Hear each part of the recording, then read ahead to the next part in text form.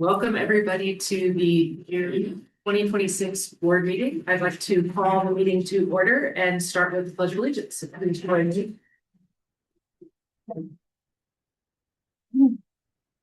I pledge allegiance to the flag of the United States of America and to the republic which stands one nation under God, indivisible, with liberty and justice for all.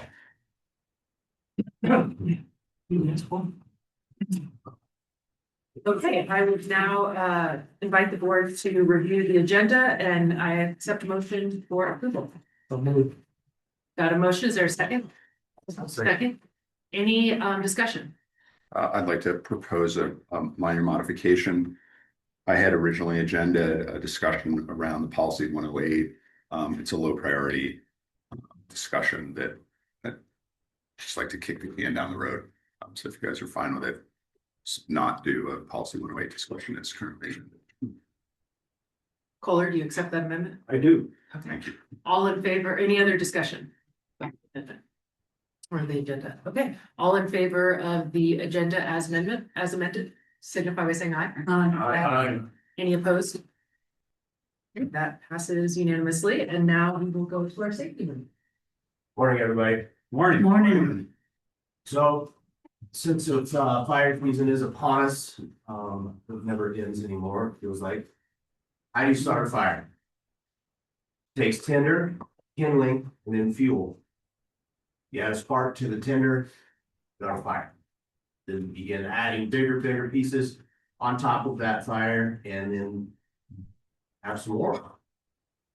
A popular landscaping product that not everyone, a lot of people use are wood chips. Wood chips are tinder. Many people will put wood chips directly up against their homes, surround their trees. Do not do this. You're asking for trouble if a spark finds that tinder. So if you're going to use wood chips for landscaping purposes on your property, keep them 5 to 10 feet away from structures. If you're going to surround your trees with them, they can hold moisture in, they can be beneficial, but it can also be detrimental in the right circumstances. So if you're going to put them around trees, make sure you remove the ladder fuels from the trees. This means cut the branches up 4 to 5 feet. It's hard to start a fire if you're just using an unsplit log. It takes the other fuels, the tinder, the kindling, to build that fire, to create enough heat to start that log. So if you're trying to build a fire, just remove the tinder, remove the kindling from your property. Mitigate your own property. The more that we all do, the safer we'll all be. There's our safety moment for the day. Next, I will pass this over to Kirsten, who is doing our board educational. Thank you very much. So welcome new board members. It's very cool. So as a quick governance reminder, especially for new board members, going to talk about, and we just completed our updated conflict of interest forms. I'm going to take 2 minutes to come up and talk about our core fiduciary responsibilities. For electric co-op directives, those duties are very straightforward. Duty of care, duty of loyalty, duty of obedience. Duty of care means we come prepared, we read the materials, we ask questions, and we use independent judgment before making decisions. In practical terms, that means we do not show up, we do not just show up and vote. We understand the issue, test assumptions, and make sure we have enough information to act responsibly. So that's pretty straightforward. Duty of loyalty means we put the interest of the cooperative ahead of ourselves. The cooperative and the members as a whole are our priority. It's ahead of our personal business, our business, or our political interest. So that's why we sign conflict of interest disclosures. Not because the conflict automatically means wrongdoing, but because fiduciary governance requires transparency, disclosure, and stepping back when needed. Duty of obedience. I know that sounds kind of like obedience. We're not in grade school, but it means we follow the law. That's what it is. We act within the law, we act within our bylaws and our own board policies, and we stay faithful to the mission of our co-op. For us, that means remembering that our authority is real, but it is not unlimited. It has to be exercised in service of the co-op's mission and members we represent. So with roughly a quarter of this board turning over, this is a good moment to remember that fiduciary duty is not abstract. It shows up in how we prepare, how we handle conflicts, how we treat confidential information, how we support oversight, and how we make decisions for the long-term health of the cooperative rather than short-term convenience. That is the standard for every one of us, and it is worth repeating often. And you will hear it from me often too. Bad news for you guys. Okay, questions? Thank you. Yeah, thank you. We can always use a reminder and refresher. Thank you for doing that, taking the time. Now, we'd like to recognize David Lucian, who contributed a lot to our cooperative, and we want to acknowledge the service that he did. And Chris, do you want to please? Yeah, absolutely. So David, as foreshadowed when we first got these, this is always, of course, yours to take. But more importantly, we have an LPEA belt button for you. Yeah, just a huge thank you for your service, your mentorship. I really felt like you provided me a lot of great support as I came on board, and I want to express my personal thanks for all your help. Thank you. Very appreciate it. Thanks, David. Yay.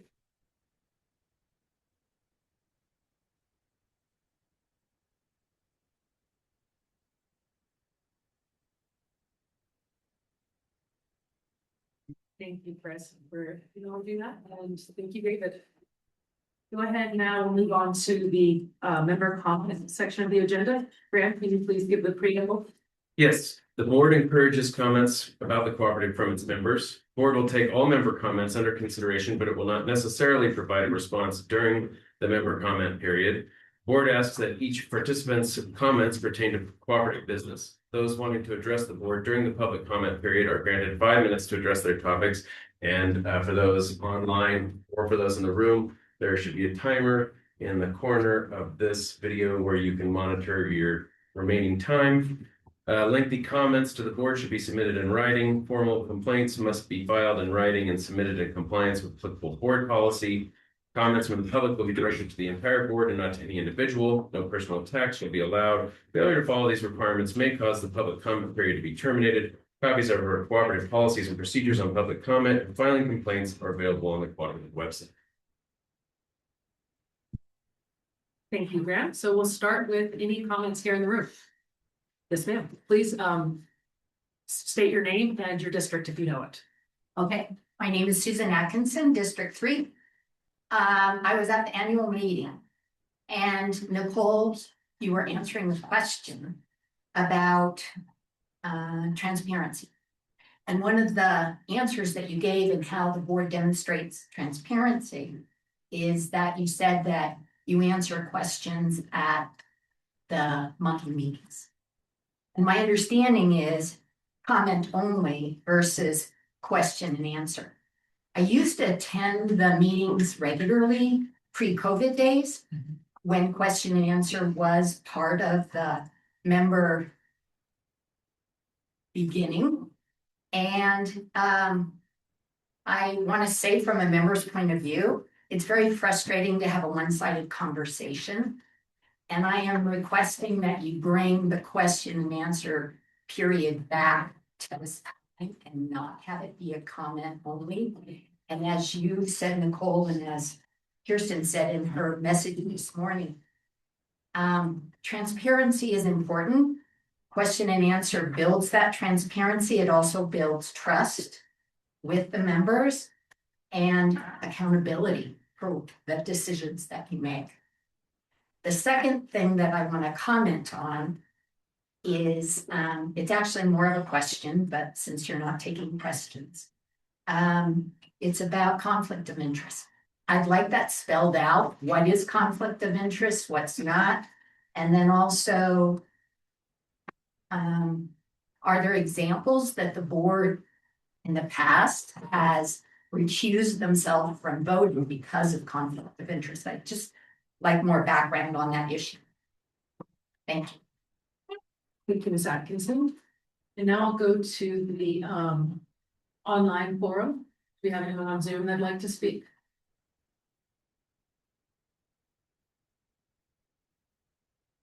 We've got Brian Rogers.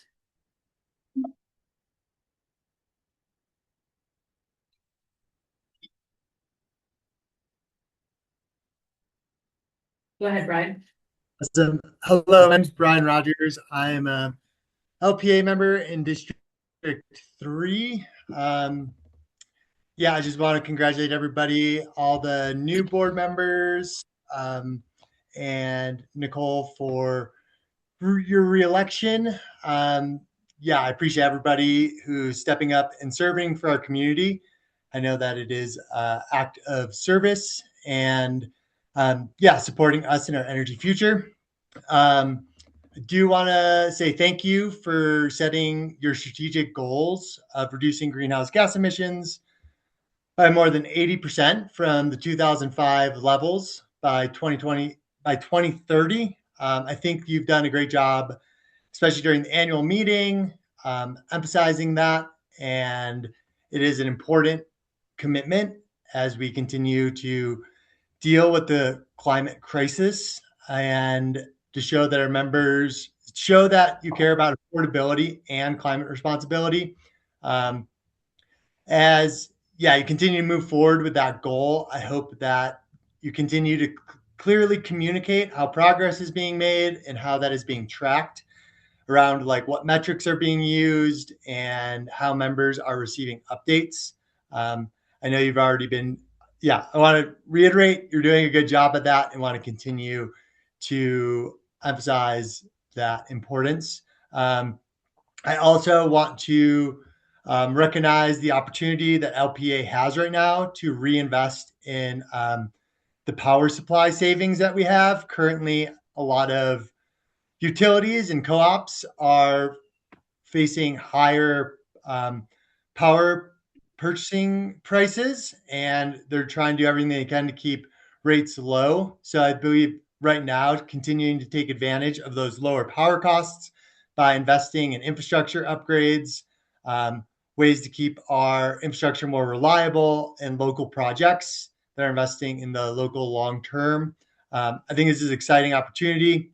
And yeah, it's great to see LPA in that sort of financial space, considering the macroeconomic landscape that we're currently in with prices of everything rising. And I also want to take a moment to thank the board and staff for all the attempts at transparency shown through the annual report and annual meeting. I found those to be very, very thorough. And I hope that that level of transparency continues as LPA makes major decisions and you continue to work towards figuring out how you communicate to members. I definitely have seen that that effort being done. So appreciate that. And also want to encourage LPA to continue exploring all of the battery storage options and cost-effective solar investments. I think that there's continued room for battery expansion, and as technology is advancing, that's often the cleanest and most costly energy options that we have. And I know you guys are continuing to look in those. And thank you all so much for the work that you do and opening up to allow us to comment and consider. Hope you all have a great meeting. Thank you, Mr. Rogers. Anyone else here? Go ahead. Hi, my name is Emily. I live in District 3. I'm here for a few reasons.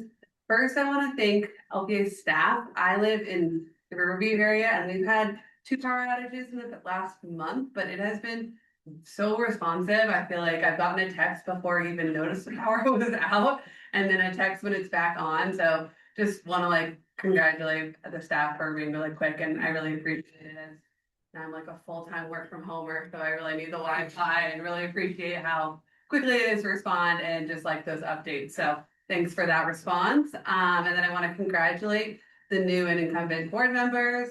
Running an election is really hard, so I'm glad that it's over for you all and really excited to see the work that you're going to be doing in the next coming 3 years. I want to recommend to the new board members to look towards past board members. They have a lot of expertise on this board, and there's a lot of institutional knowledge from folks who have been here for a long time. So I encourage you all to utilize that.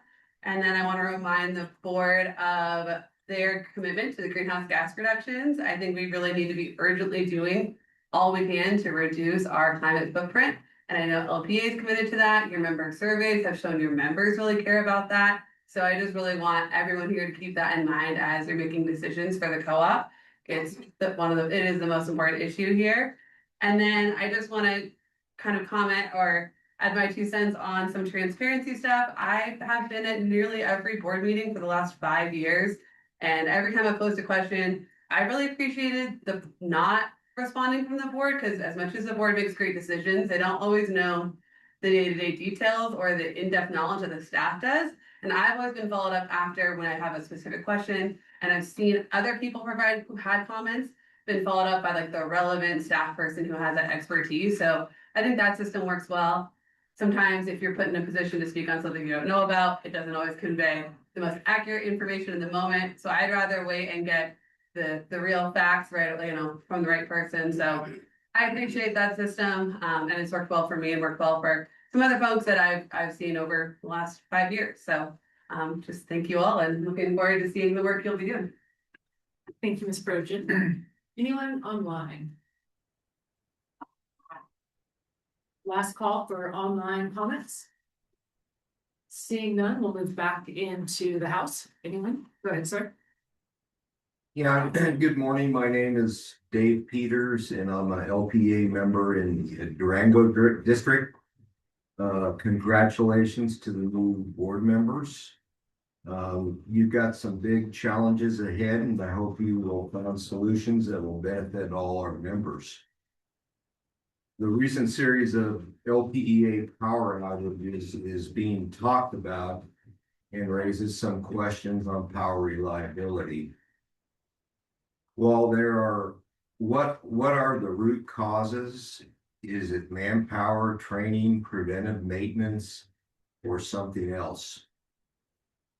Members are concerned, and I've talked to some suppliers of backup generators and even solar suppliers that have seen some increase in recent sales and inquiries. The biggest issue is how will you navigate more long-term on ensuring that we have high priority on power supply given the rapidly increasing power demand? Do we have reliability risk buying power from a foreign power broker who doesn't own any base load in the US? Will entering long-term contracts with power suppliers who own baseload power plants help mitigate possible power outages during high demand? I believe these are questions that members want to hear more about in public settings at LPEA board meetings.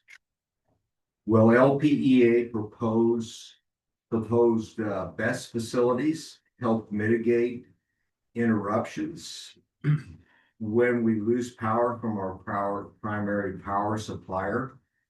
If so, how much of LPEA's service areas will be helped and for how long? And finally, myself and several others were recently doxxed on social media by a board member. I believe that it's time for the policy committee to set new policy on what board members post on social media. Thank you for listening. What does doxed mean? That you posted information about individuals and where they live Oh, that thank are you. negative. Okay, thank you, Mr. Peters. Anyone else here in the room? My name is Vernon Heibel. I asked myself, why do I show up here? And the reason I'm here is because co-ops are truly unique. In today's corporate environment, you have an entity that serves the common good, the greater good of a community or of an area is outstanding. And I don't have I don't follow, I'm never able to follow my written comments. I have here a couple of comments about co-ops. Co-ops were formed about 100 years ago. All of you know that. 1 in 10 rural residents at that time had service, electrical service. And so the REA, Rural Electrification Act, the neighbors work together to create a co-op is a real unique feature. And that's why gives me hope when I come here. I also, know that the CRA and the CORE most of you could know so much more about this. But the CRA, the Colorado Rural Electrical Association, how they work is amazing to me again. It's a cooperative effort. And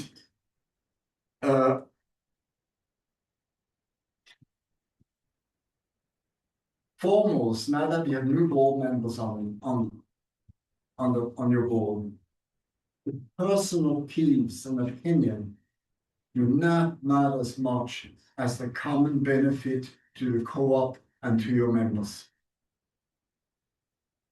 And I hope all of you, especially the new ones, have an opportunity to find out how well LPEA is organized, is running, the quality of the staff, the quality of everyone here in the back.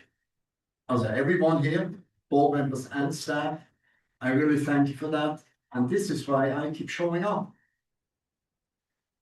And then I get a kick out of finding moments of awe or wonder. I mean, just hope. So I like to go to the sun. Sun is 93 million. Oh, I'm gonna look it up again. Is 93 million miles away. It's 1 million times our Earth.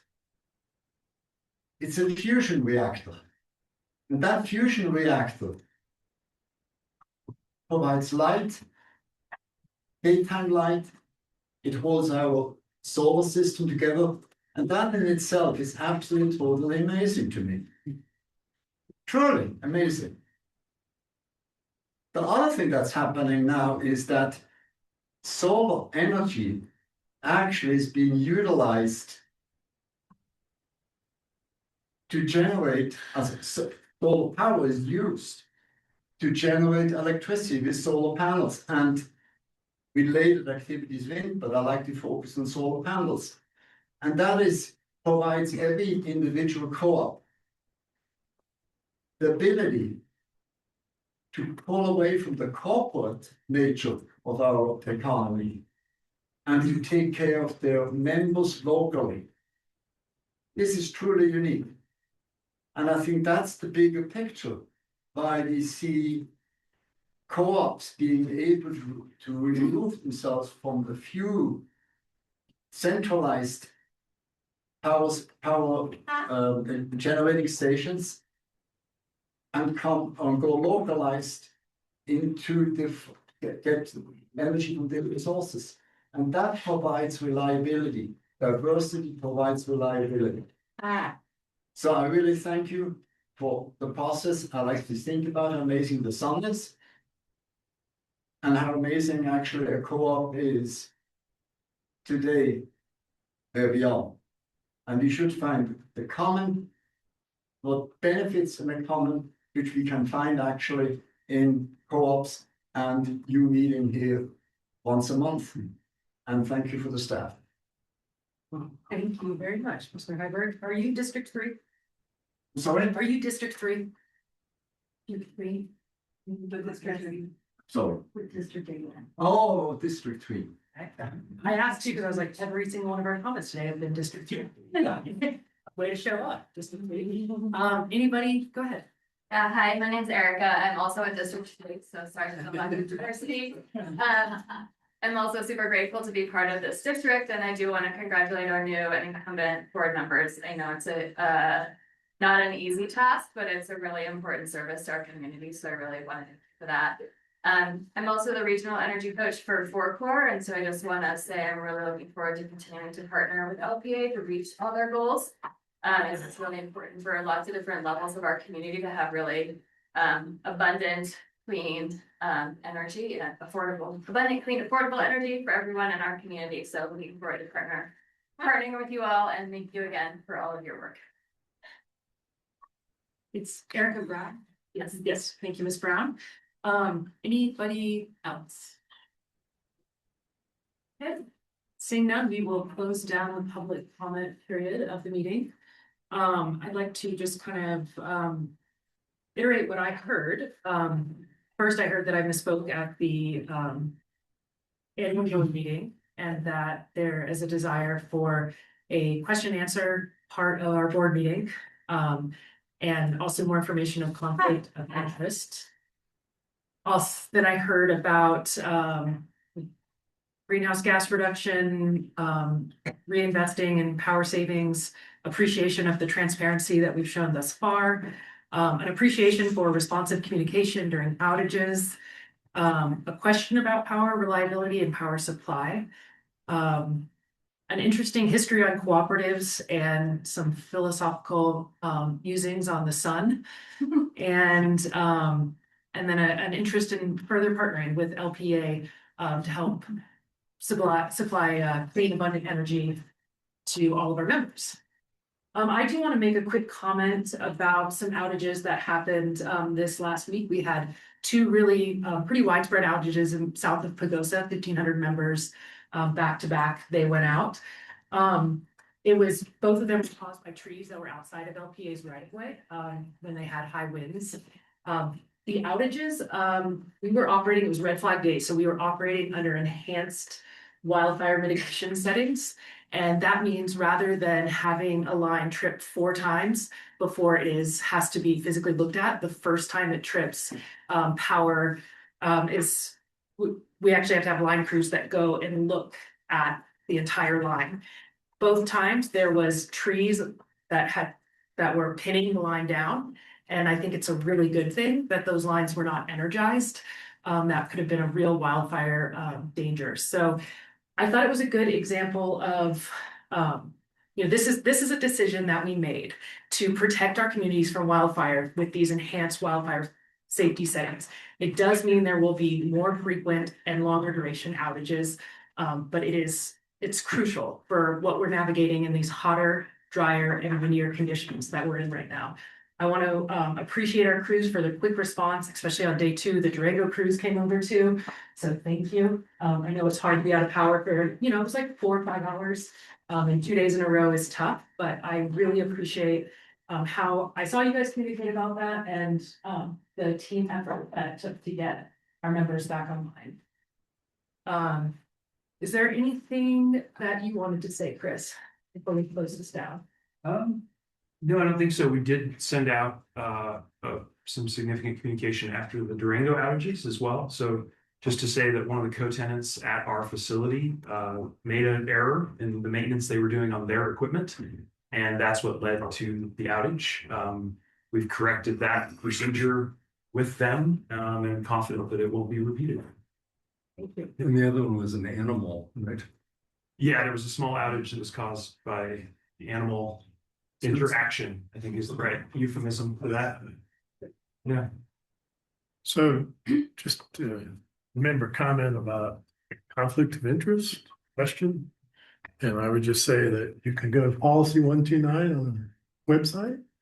And that would answer your question around what constitutes a conflict of interest.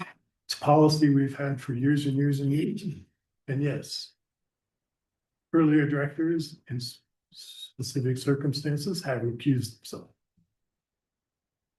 Okay, I'd like to close this period down and open to item 3, consent board items. Do we have a motion for approval? Seconded. No, I was going to say, one item out of it. Okay. So do we need a second before we pull that? Yeah, second. Second, motion second. What item would you like to pull, Mr. Wheeler? Travel, Okay, directed travel. can we look at the consent agenda minus Item E, Director Travel and Training Request. Yes. What? Why would we be skipping over director? We just pull it to, so as a consent agenda, you'll vote on it without discussion. thank you. So by pulling it, it will now, it will be the next item that we take up after this, and there will be discussion. Thank you. Okay, so looking at the consent board items A through D, got a motion or second? Is there any further discussion on those items? Okay, all in favor signify by saying aye. Aye. Any opposed? Okay, that passes unanimously. Now we've got item E, the Director Travel and Training Request.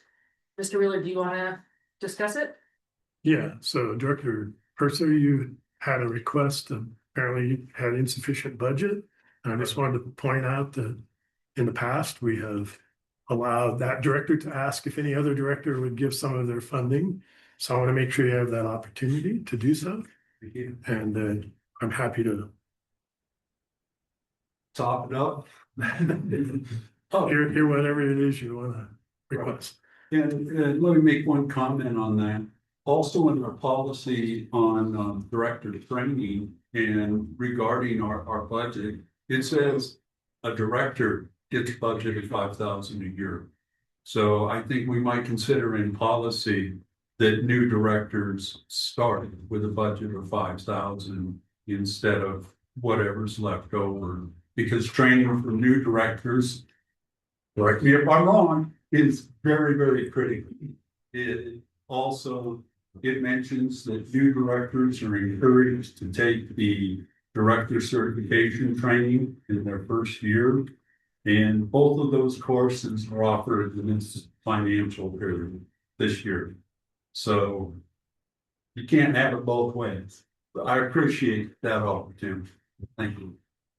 So are you making a request for additional funding for your budget to? Yes, please. I'm that the travel and budget be approved. Yes. Okay, do we have a director who's willing to give up their Yeah, I'll give up.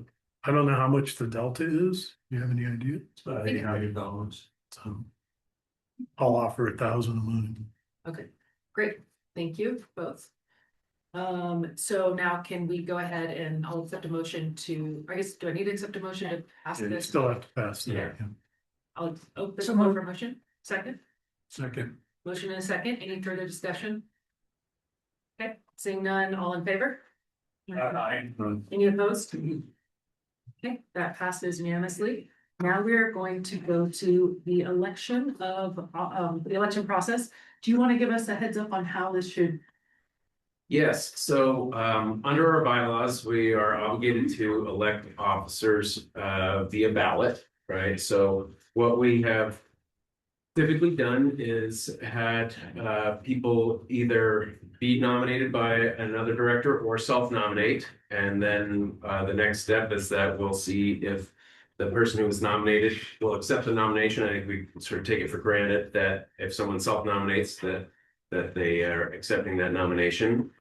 We go in order of president, vice president, treasurer, secretary. Some for those directors who are new, we do have some ex officio positions. The secretary is ex officio chair of the Finance and Audit Committee. The secretary is the ex officio chair of the Committee on Policies. Also, as a secret ballot, you are allowed to vote for whomever you want, including a person who is not actively nominated. So that's what we do have ballots for all of these. Also, as under Robert's rules, because our bylaws state that we do this by a ballot, we can't waive the ballot nature of the officer election. We can't all say we unanimously think Director X should be the president, have a ascension vote. We have to have a ballot. So any other questions? Joe. Can you explain ex officio? So ex officio means that is an appointment that is tied to your office. So if you are elected to an office, certain committee appointments automatically come with. Give you a ballot. Yeah. Any other questions? We're all getting pens. Pencils. Yeah. writing. I have the ballot, but, you know, I figured if no pen that you didn't. Blood? It was a stack of pens there. I'm just here. And, Can you use a pencil? so we're gonna go through the officer election first, and then we will go to, the round. Then CRA and then this. That would be the order of operations. So, does everyone feel clear? Any other logistics? Everyone's got a pen and paper? Okay, I'll open the floor for, the election of president. Could I ask one more question? Yeah. Sorry to be after the fact there. We only have ballots through the executive committee positions. Yes. So is the process different? Can you have an ascension vote? Is it Yes. different for things that are not part of? Yes, the bylaws, thanks for clarifying that, Ted, bylaws only address officer positions, so roundup. CREA, Western United, the board can decide if it wants to have ballots for that, we can get the paper and we can do it that way, but you can also. Ascension vote, hand vote, slate vote, any kind of number of ways on that, it's only the 4 officer positions that are mandated. Well, as my perhaps last power of president, I would prefer that we did all of them paper ballots. Okay, that's, so we would need a motion for that, so Dusty, you propose the paper ballots? Yeah, I'll propose paper ballots for all positions for. Okay. Second, all right, any discussion on that? All in favor of using paper ballots for all positions today? Aye. Any opposed to losing paper? One opposed.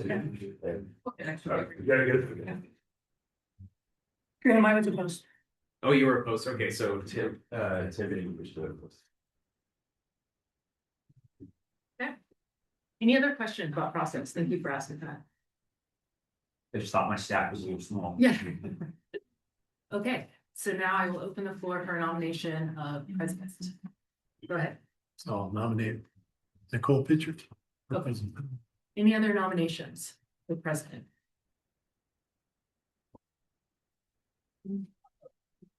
Okay. As nominated, I would be honored to serve another year as president. Probably my first order of business would be changing the name to La Pagosa Electric Association.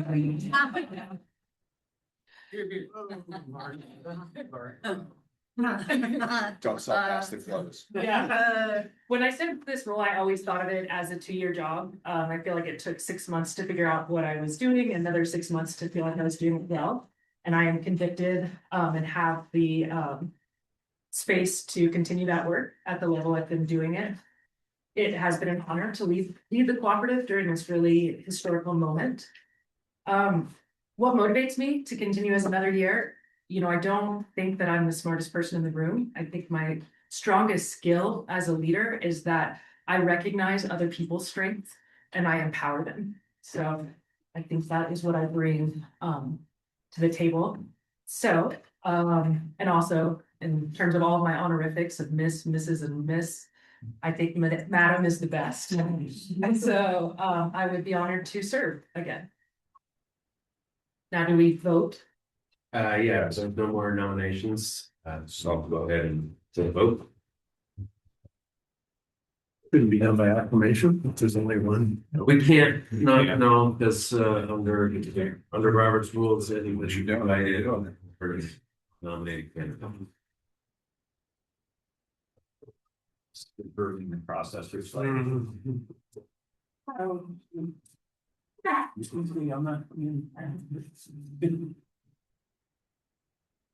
this was chain of custody?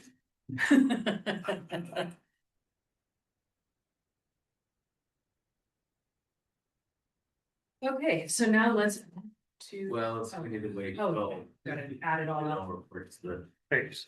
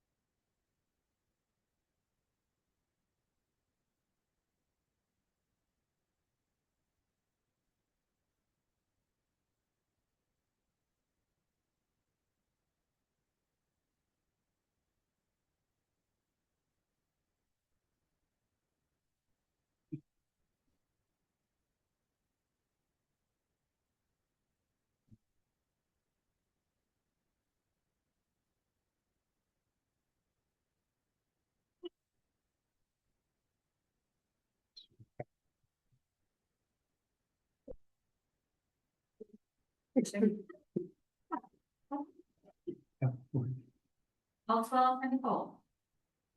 Thank you all. Congratulations. Nicole. Congratulations, Madam President. Yep. Oh, madam. That's right. I gotta remember that.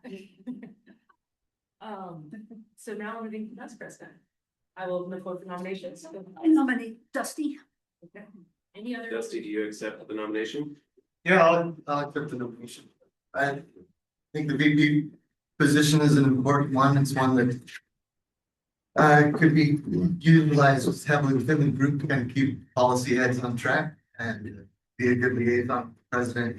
I have a pretty good working relationship with Nicole and probably everyone does. I don't know that I'm unique in that area, but hopefully my skill set would be in that role specifically is to bring some cohesion and well-roundedness to the decisions that are made in the way that the policy committee to run. So thanks for the nomination. Okay. Any other nominations for vice president? Go ahead, Ted. I would like to self-nominate, be vice president again. Would you like to? Accepted. Accept? My spiel on that, I'm proud of the work I did as vice president last year. I think I was, useful in the transition process for Nicole and becoming a very good president, which is obviously evidenced by our support for Nicole in her second term as president. Obviously, I don't think that type of support and service is necessarily required at the same level that it was in her first term. I'll still provide that support if elected. Also, the same support to the rest of the executive committee. One of the things that I would propose substituting in terms of that time commitment and responsibility is providing that kind of support or at least availability to our new board members. I know 3 board members is a lot to add in a year, and I wouldn't want that necessarily to land all on Nicole's shoulders. So I would commit to being available for new board members with procedure, process, questions, that kind of thing. And then one other thing, maybe a bit of a spoiler alert, I'm going to put my name in the hat for the CRDA position. And I do think that it would send a good message of the value that LPEA puts on the CRDA board and CRDA position if we're sending our vice president to that role. So that's why I would like to serve again as vice president and would appreciate your support. Wonderful. Any other nominations for vice president? Okay, seeing none, let's fill out our ballots.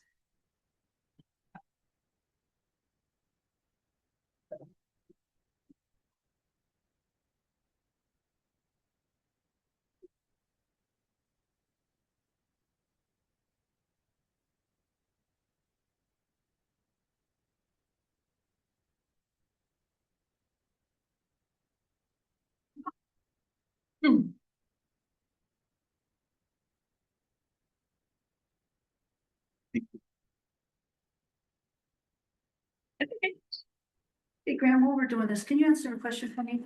I know on some years we've done, I didn't ever like it. We did secret nominations and so written nominations as opposed to. That hasn't happened maybe for a few years. I don't know if that was just a weird year or. Yeah, I don't recall doing Okay, that. so, okay. You know, the closest I could maybe think about was like during COVID when we were. Maybe. No, we have something posted. Yeah, I just don't understand. Yeah. Sorry. You know what, we may be going back to like my first year on the board, but it was. Cause I remember a member really voicing not liking it and I didn't like it either. So I'm glad we're not doing it, just was asking, okay. Yeah, I mean. That said, according to the rules, write-in candidates are allowed in the secret ballot, right? That's why we have to even, like in our president, when we only had one nominee to go to ballot. Right. That's perfectly legitimate under the sort of general rules of the ballot. Cool. Yes. And what happens if it's a tie? If it's a tie, we'll have to have a revote. So somebody needs to get a majority, right? So if we have 3 candidates, somebody needs to get 7 votes. Good questions. You need 4 abstention. Somebody can not vote. Yeah, and then there could be abstentions and things of that nature, right? And yeah, there is, You have to get a majority. yeah, we have to get a majority. But. Yeah, speaking of, we do have a tie, now 6 votes apiece, so we'll move it. Put some more paper.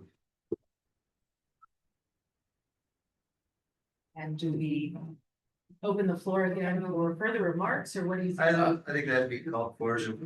I think that's fine. I Give think some it's further fair enough. discussion We have around. some time here. Okay. John, I guess we have. Go ahead. No, but I was to offer a comment or a way to think about the problem. I think, for my 2 cents on the matter, I think Dusty, I think you're gonna make a great leader. And I think you belong on the executive team. I think, Nicole and Ted have made a great team, and you don't break up a great team, in the middle of the run. So my recommendation is you keep the team together for another year.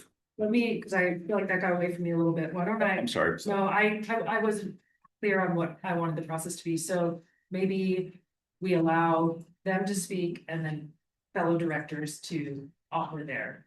Retract everything I said. Since Dusty went first last time, why don't Ted you go first this time?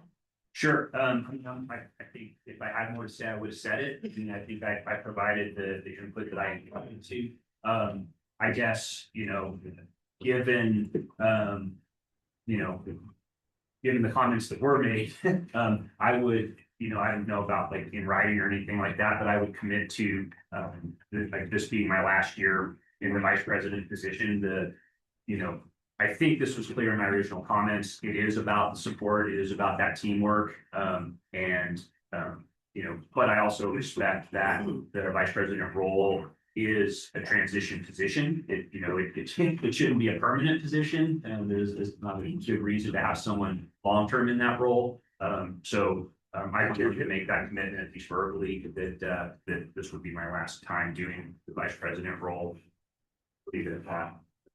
Leslie, any further comments? Yeah, I appreciate Ted's comment about the longevity of the role. I don't see it as being something that I would want to pursue term either, but I think where we're headed with the future of our business and the diversity of our membership, that it's important that we have a real well-rounded or somebody that can see both ends of a perspective and bring some consensus and camaraderie to not only the group, but to the membership as well. And if we had more effort around our community outreach program and wanted to formalize that, that would be a good spot in my mind for like the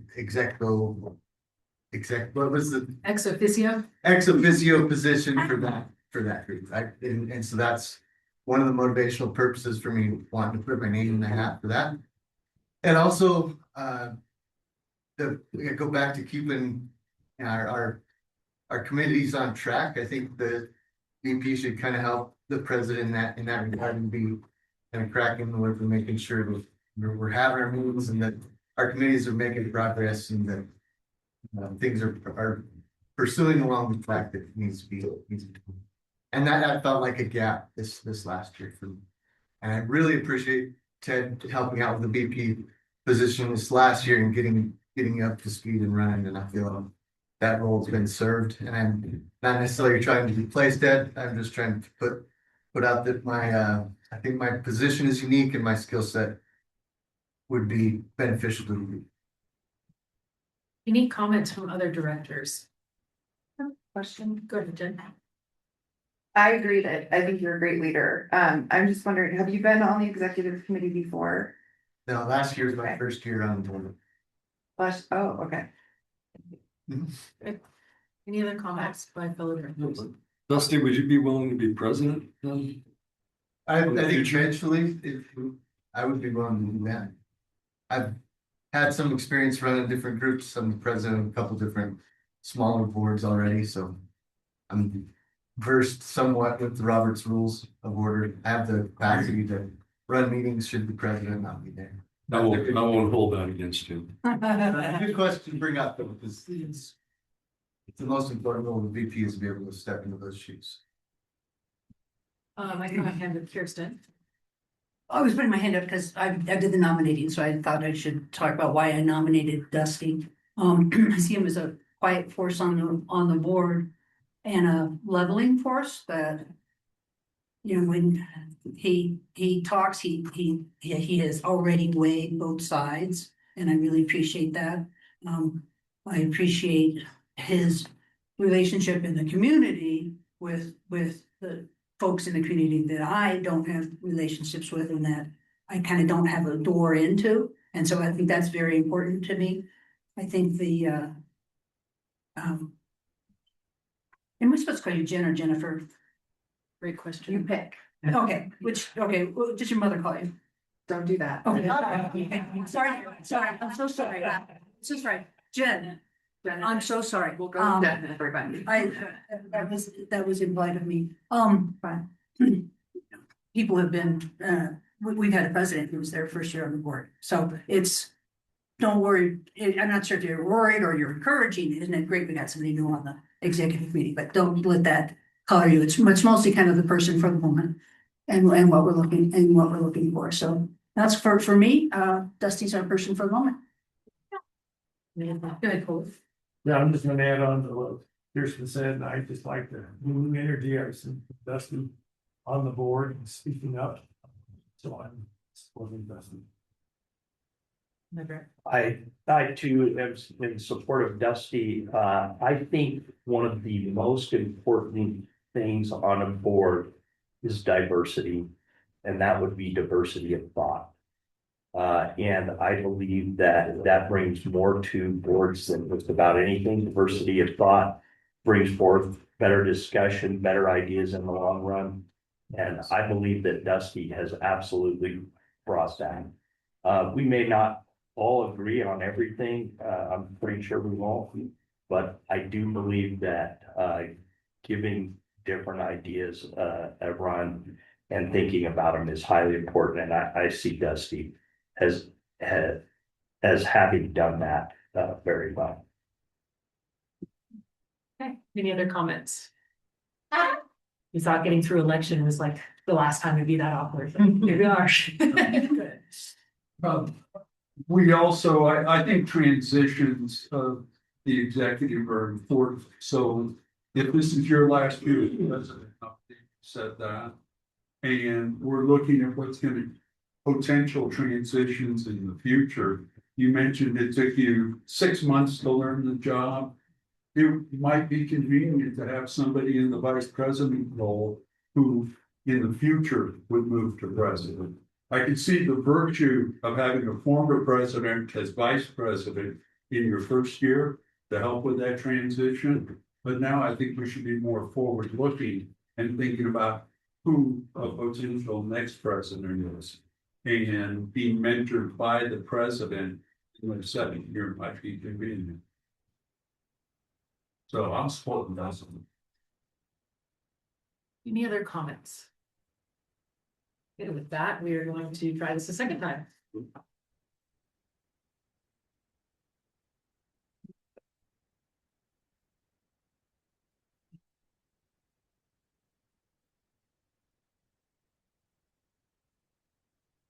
Looking up at tie. Yeah, I'm looking at it. We just went through this at CREA on policy, and we came up with, after 2 votes, if there's not a winner, then the 2 people who are up get to decide how the decision, whether it's a tossing of the coin. We could have a cage match with arm wrestle. Whatever. So it's an interesting. We're right about that. The member vote for the board depends on the tie. We have costs, but. So we left it to the 2. That's how we did it there. And I have no idea what it says. Joe can tell us. Tell us What Robert says. Oh, no, right. At least it's not pistols. That's why we left it up to the contestants. I was hoping Graham's copy of Robert's rules was relatively new. Because Yes, no, the yeah. older ones.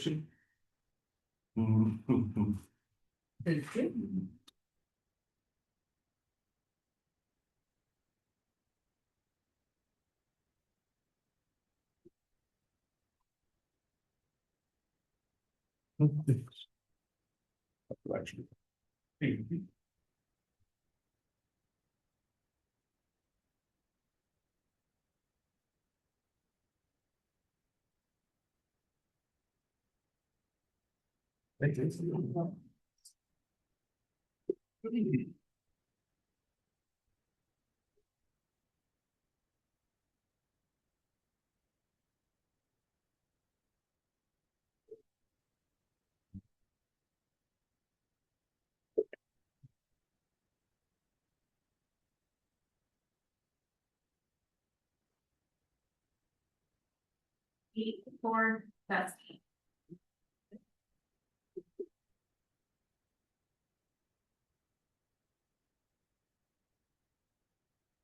Thank you both for putting the hand up and thank you, Steve.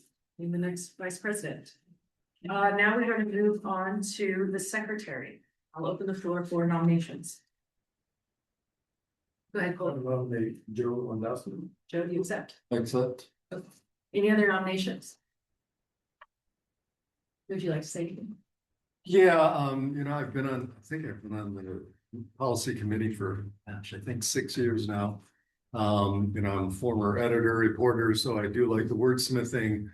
I've worked with Graham a lot on kind of trying to move our reviews of the policies along, and that's continues to be a priority. It's kind of a never-ending process.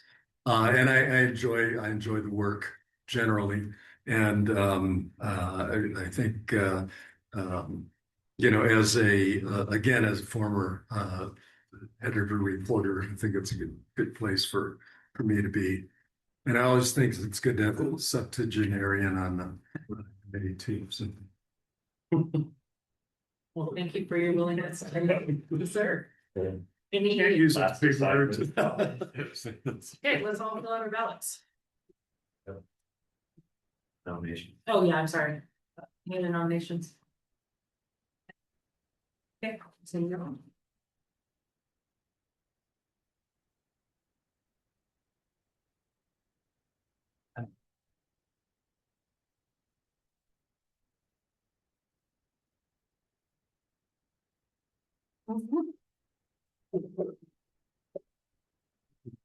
Thank you.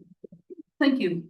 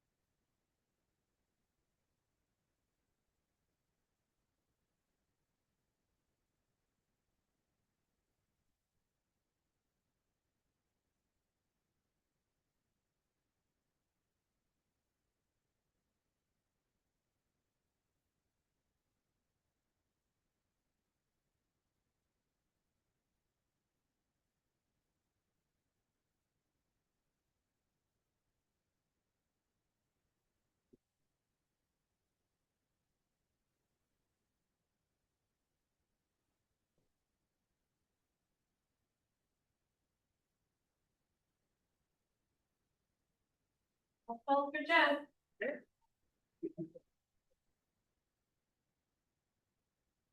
To your own Robert's rule and Secretary Lewandowski.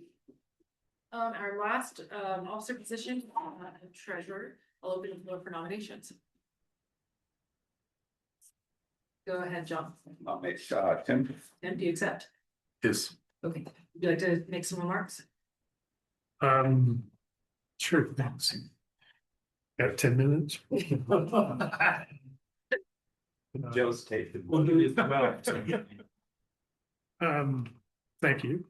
And yeah, I've been treasurer for more than once, and I appreciate the faith the board puts in me to fill that position, and also to, the heavy lift is probably chairing the Finance and Audit Committee. And I would just say, believe it or not, I actually enjoy it. It is a fair bit more work, but it I think helps both the board and the members to have someone who has the continuity and knows how to run that meeting and provide the kind of direction that I try to provide in trying to come to outcomes that, generally speaking, are unanimously or voted on unanimously to be recommendations accepted by the board when it comes to the board meeting. So feel I've done a good job, and I'm always open for suggestions of areas of improvement, and yeah, like to continue at least another year, and appreciate your vote. Thanks. Okay. Any other nominations for treasurer? Seeing none, everyone fill out the ballots.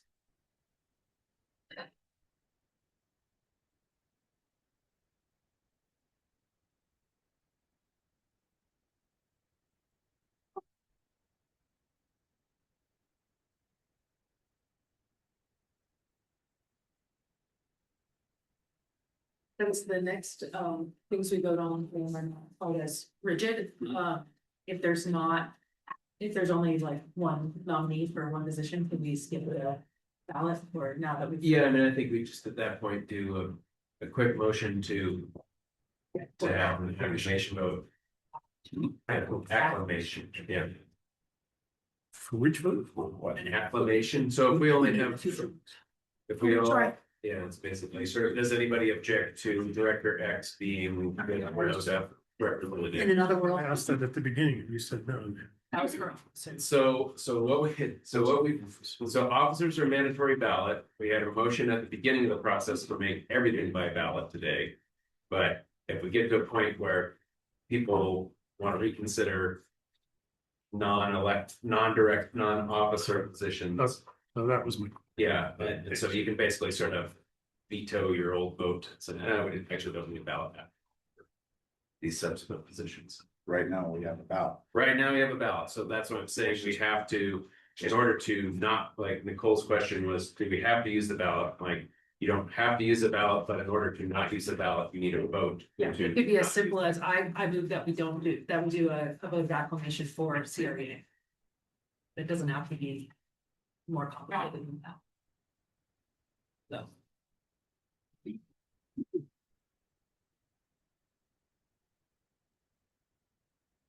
Did we need a second? And I'm recording. Yeah. Thank you for all your service in the past, and thank you for being willing to do it again. So really, you do it well. It's an important and difficult job. Next up is going to be roundup. I will open the floor for nominations. We have two directors who serve on it. Okay. I'd like to nominate Jen Jenkins and John Purser as on the board. Do we want to do it as a one at a time?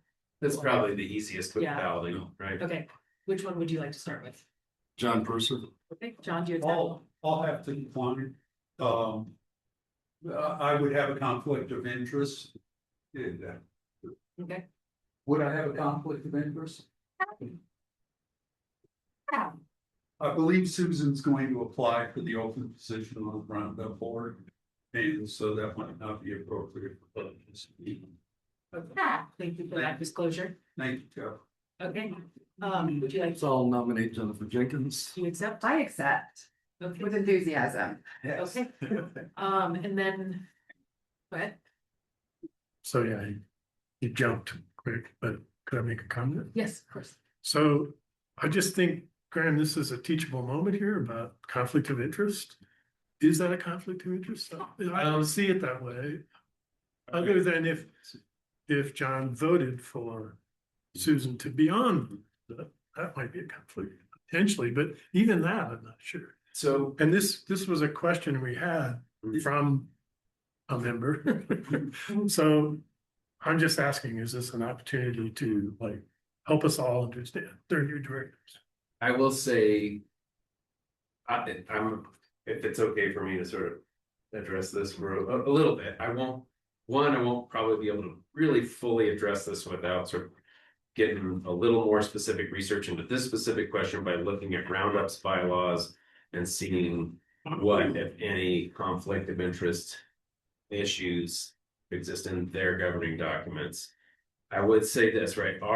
So the specific, Tim referenced policy 129, the specific section is policy 129, Roman numeral 2, section F on our website under policies. And the general policies track Colorado state law, which is conflicting interest transactions have to be disclosed. So if a director has a role with another entity that is going to enter into a business transaction with the company, that has to be disclosed up front.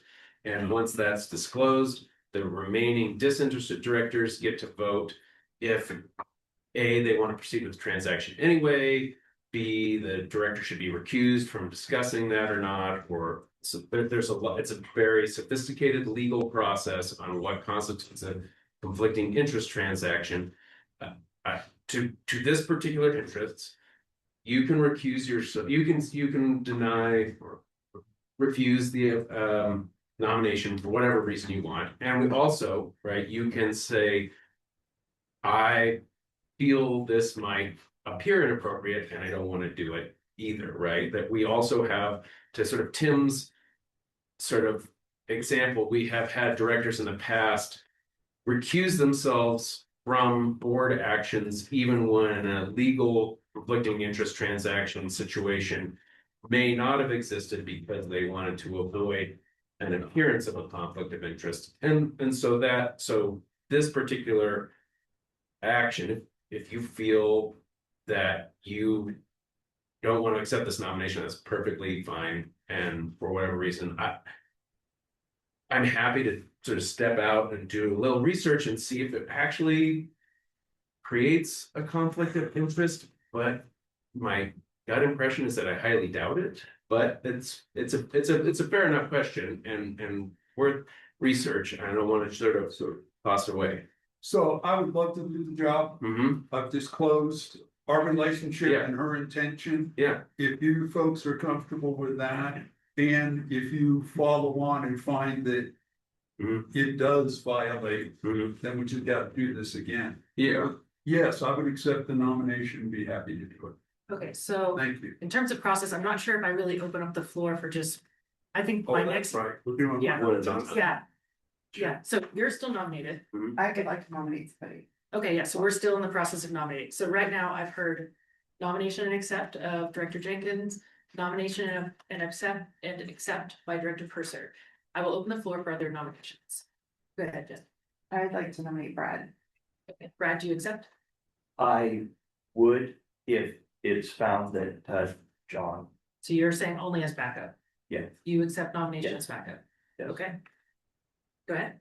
Just as you contemplate your choices, when I was elected to the board, this board, my wife was on the Roundup board at that time, and she resigned from that position before her term was up to avoid the appearance of conflict. It's simply a data point, not guidance, for you two to consider how you move forward. Let me open, I'm looking for more nominations right now. Any further, not, because right now I've heard just John Purser, Jen Jenkins, and Brad Blake as backup. Okay. I would also like to nominate Greg Barber. Would you accept the nomination? Yes. Okay, great. Thank you. Can I just explain the importance of the role real quick, or is that not necessary?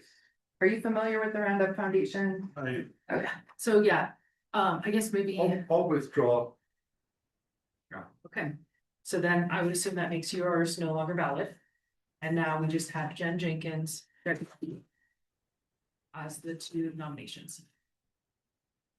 Okay, all right, Clark, please. two Two nom- nominations. two nominations. You've withdrawn as well? Yeah. Okay, positions. just Clark. Two positions. Didn't hear your head shake. Yeah, two positions for two nominations. I would accept a motion to go to a vote of acclamation if we want to. Before we go to the vote of acclamation, can we hear the Oh, yes. candidates and then we'll go to a possible vote? Yes. Thank you. Am I assuming ladies first? We're Jennifer. I'll go ladies first. I have had the pleasure of serving on the board for only a few months, and that was actually what brought me to be more involved with LPEA. The goal was Roundup Foundation. I loved it, and I was just getting everything down, understanding the staff and how everything works.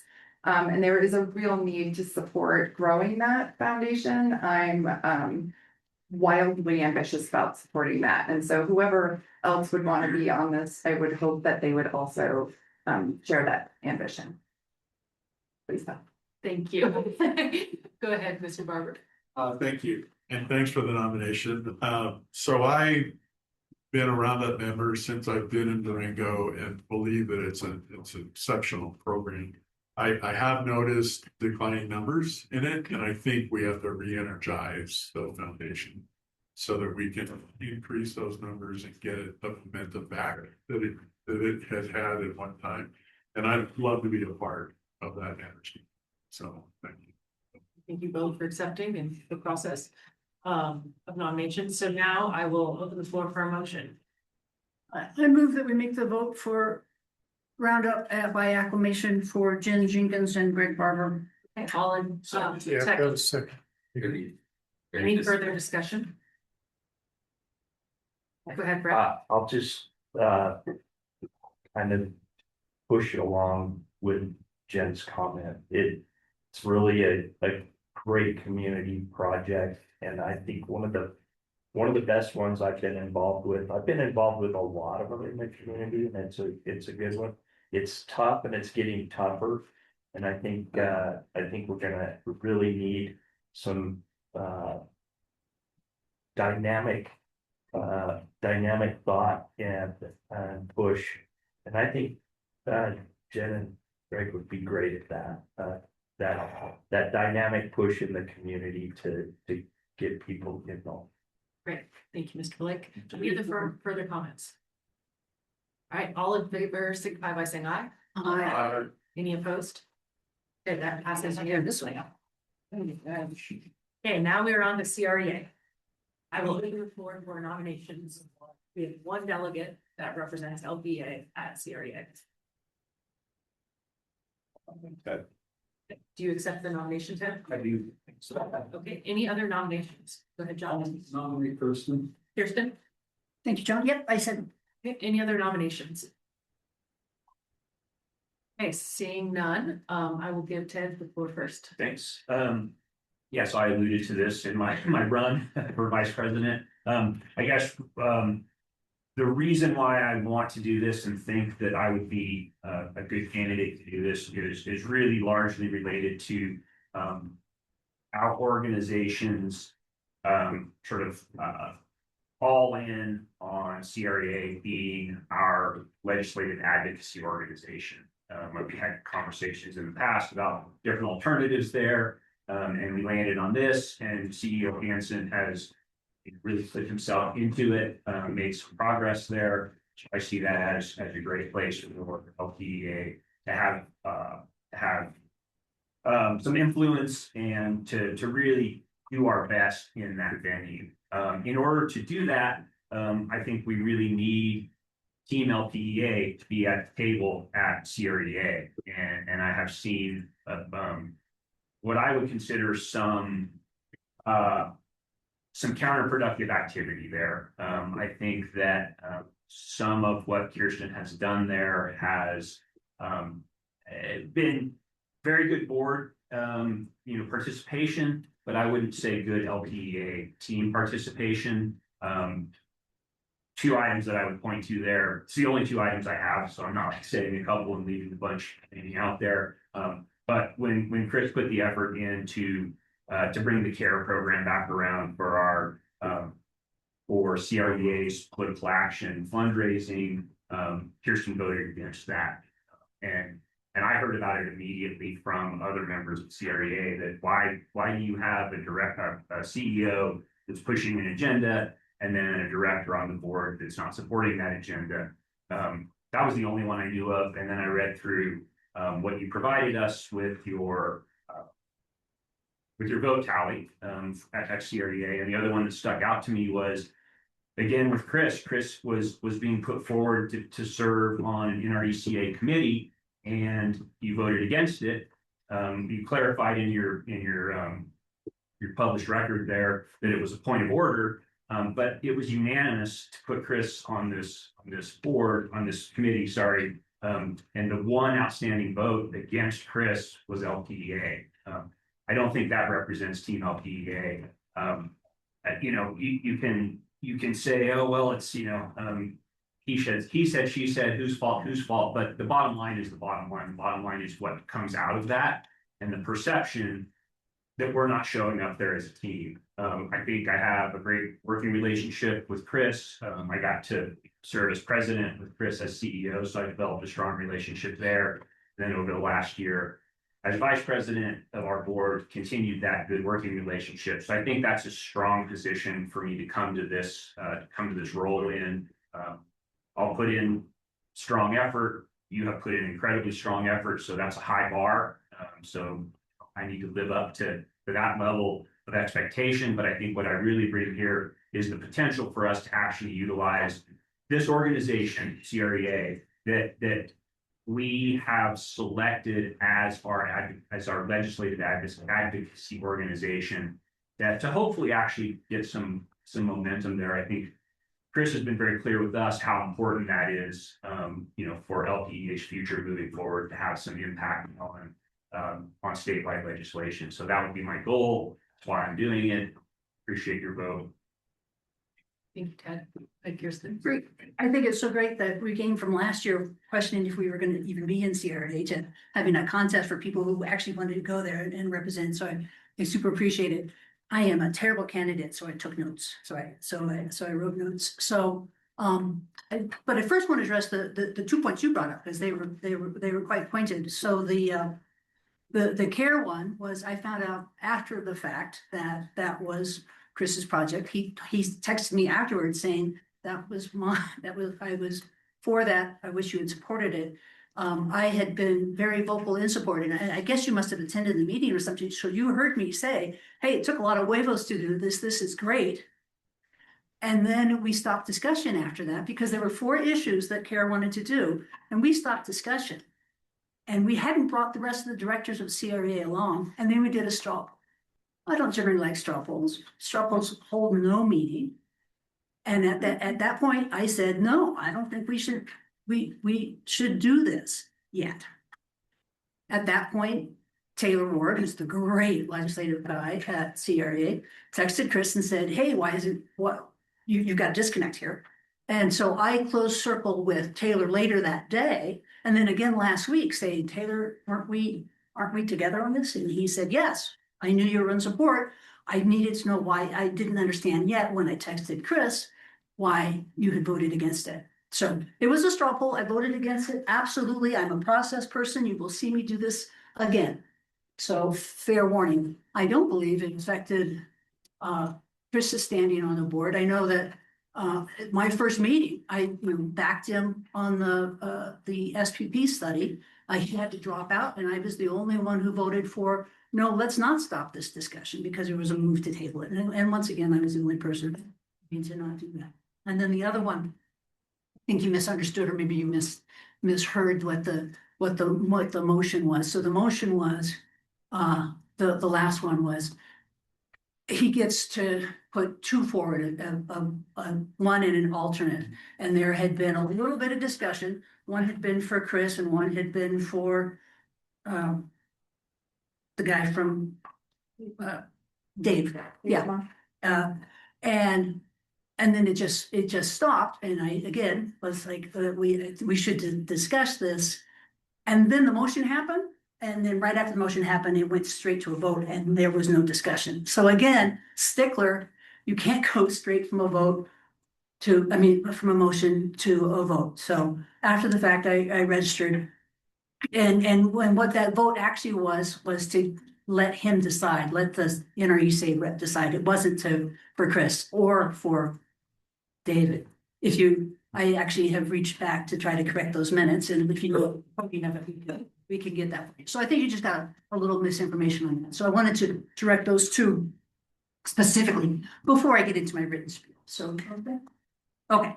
So I'm seeking reappointment to the CRA board because I believe representation there should be active, informed, and grounded in the interest of LPEA. Over the past year, I've focused on building working relationships across the full board.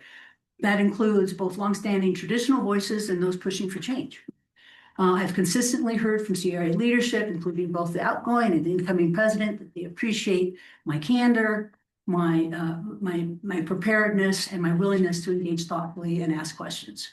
I've also seen CRA evolve in meaningful ways. So we've seen over the last several years how their safety program has evolved. It went from RESAT being more punitive to more educational and how can we work together? How can we get stuff done? It's actually done by the safety teams from other areas. So it's pretty cool. And that's been great. And the embracing of the care and basically the CRA saying, hey, we're not the say on this. It's the care board. It's their task force. They get to do what they want to do. So that was something exciting for me. The waivers involved in that was pretty incredible. It's a very conservative board. It's changing.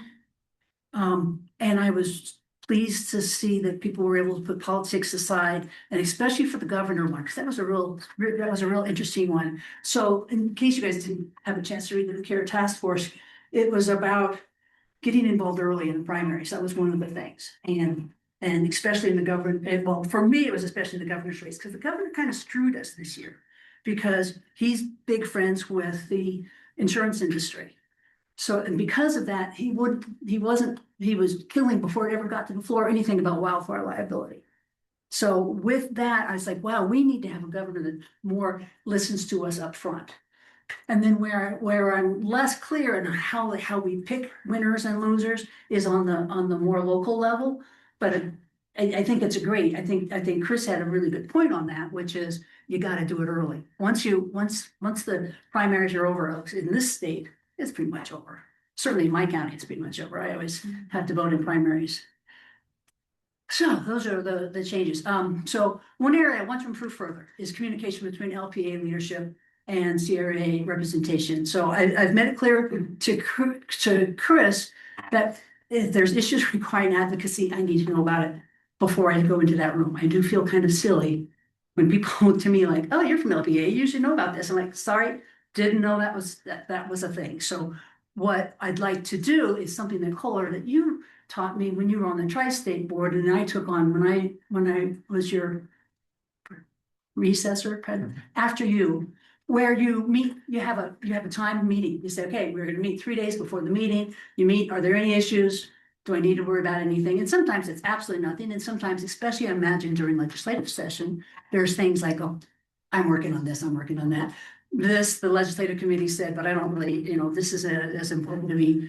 I sometimes have voted against the legislative, some of the things the legislative does. And Chris is also on that committee. Specifically this year, it was the worker safety, that trying to get a bill passed to be able to require documentation about worker safety in heat. And the CRA board was very concerned about, oh my God, that means we're not going to be able to fix lines when it's hot. And that's not what it was about. I was disappointed that it came with a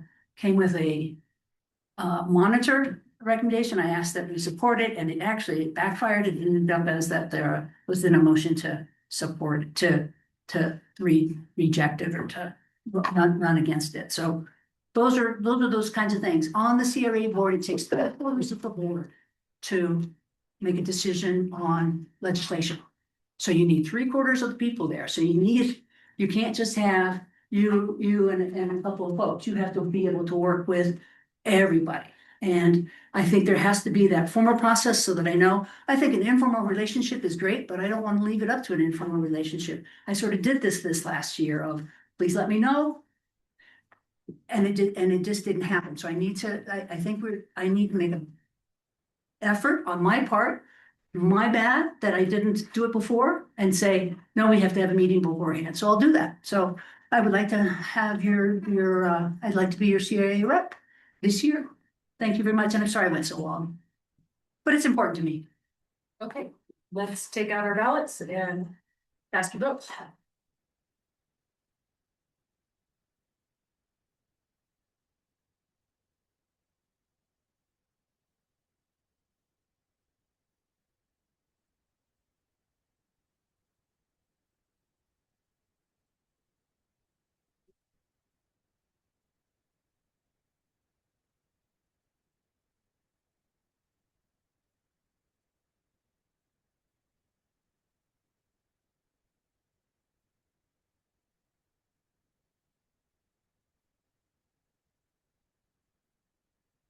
Thank you.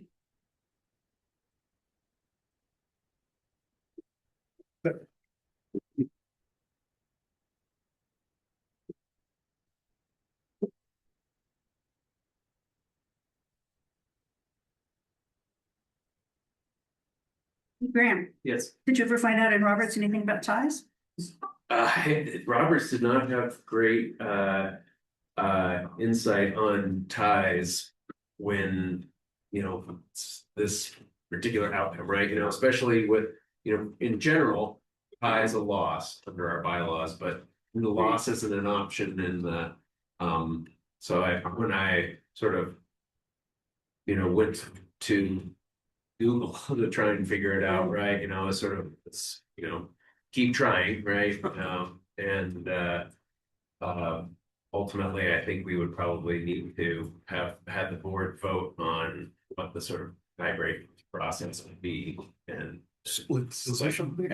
something like that. I mean, ultimately, it would either that would just under our bylaws, it would remain, I guess, vacant as it were, because bylaws say that the officers are elected at the first meeting after the annual meeting, at which a quorum is present, but don't have any other specific voting requirements. So we go back to our general bylaw voting requirements, which requires a majority of the quorum present.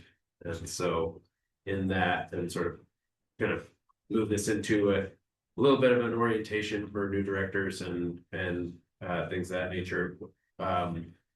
Abstentions effectively count as a no vote under our bylaws because of that, right? We have to achieve majority of the quorum present is to take any action, right? So Janelle has an answer for us. oh, sorry, Janelle. 7 to 5 or 10. Yeah.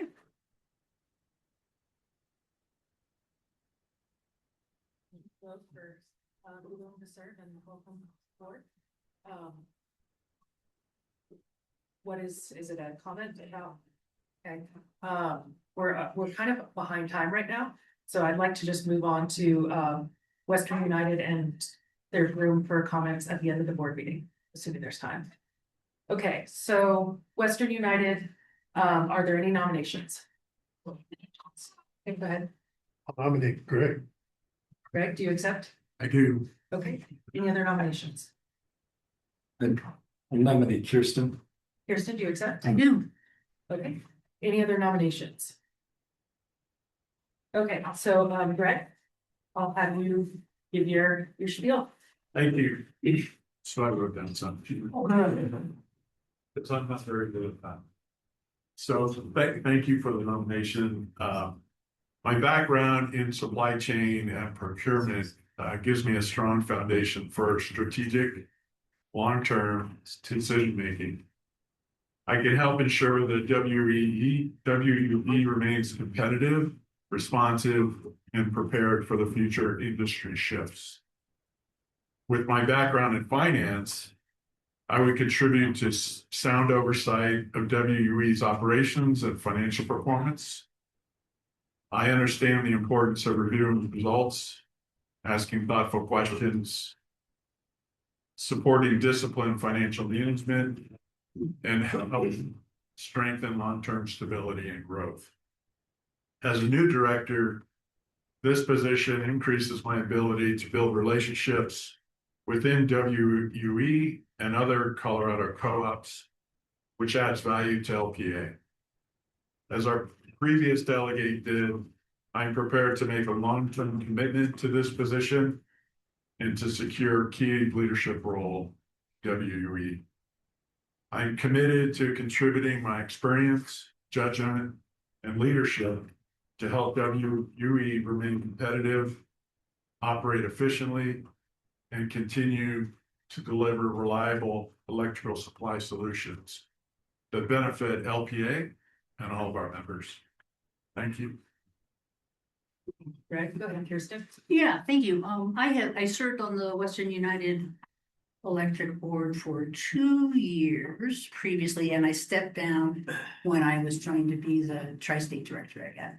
And then David moved in and needed a Baptist job, so that was really great. The boards, it's an interesting board. It used to be that most of the Colorado co-ops, Western United reps were also on the CRE.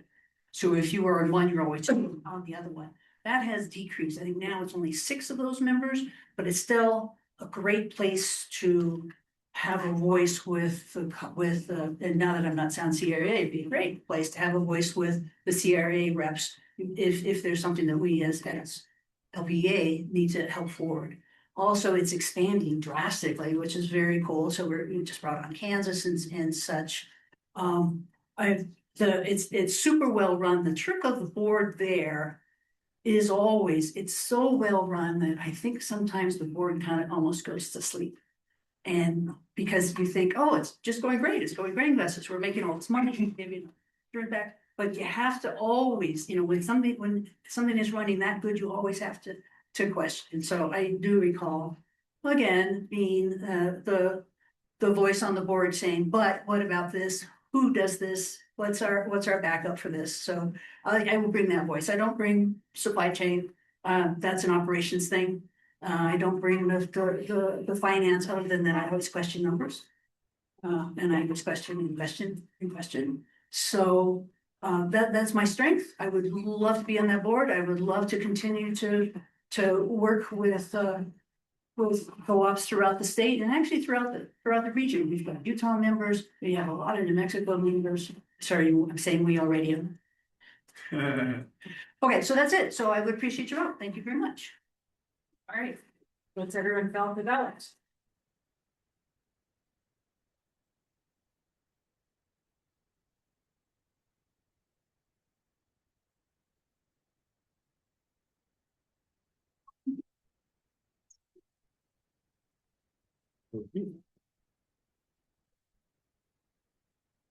Be fine.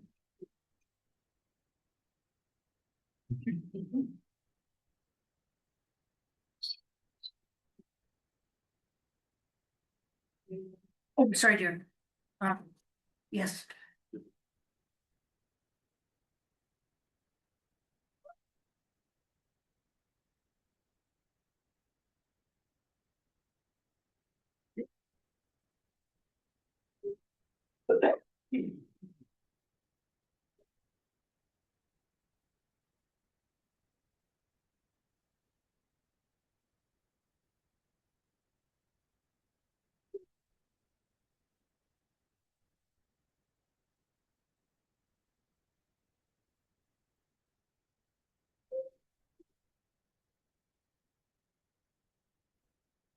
So exciting. Yay for sport meeting. Wild and freaky guys out there. I like that which will look back. It would be my goal. We haven't even gotten to our first bathroom break. Yes, which we are going to very soon, right? Yes, Okay, good. Thank we're a you. few minutes over, but I think we can make up. So I would like to give us the full 10 minutes. It was important. Yeah. Where's I received 1 blank paper. So that's an abstention. Okay. Okay.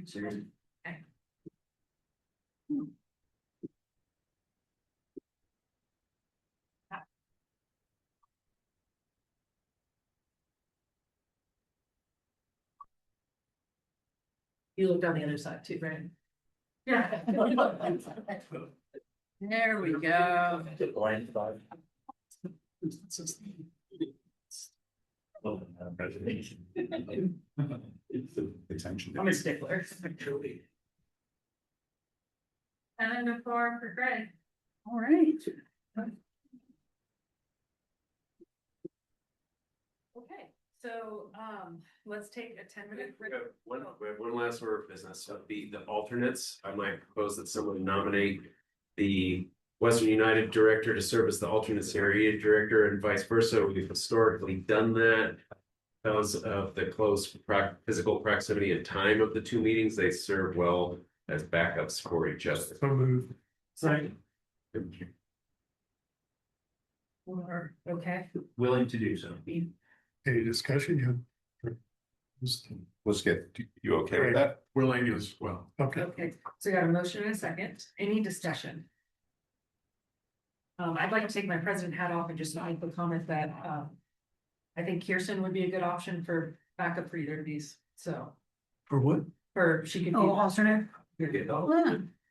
Didn't hear what you said. I would like to propose that Kirsten, rather than the suggested motion on the floor, I would like to propose that Kirsten is a backup for either of these positions. So that's a different nomination. So that would be, That would be we would my comment. vote for the pending nomination. If it fails, we could take Okay. out this alternate.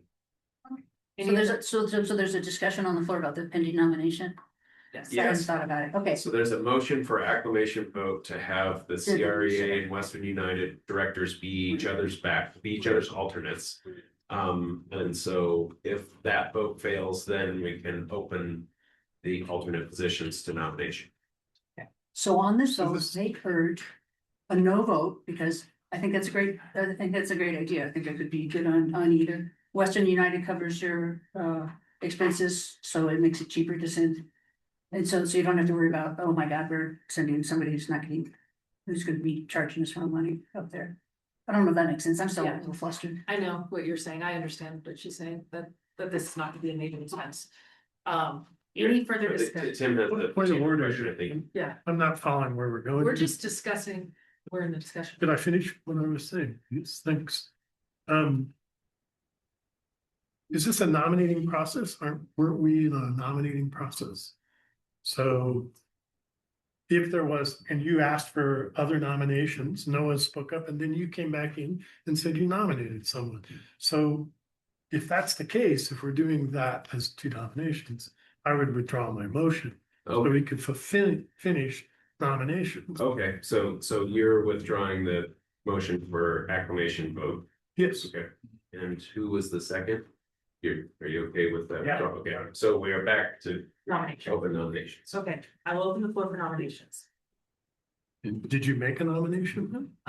Yes, I was like, I don't know if as president, I always feel like I should open the floor first, and then if nobody, that's what I was trying to do, is I hadn't heard the nominations, and You then. called for or accepted a Yeah, motion. thank you for What that. I'm saying is, I want to make sure we're retaining the nominating process. Yes, this is, We're baseline, right? yeah, nominations, I'm opening the floor for nominations. Like to nominate Greg Barber as the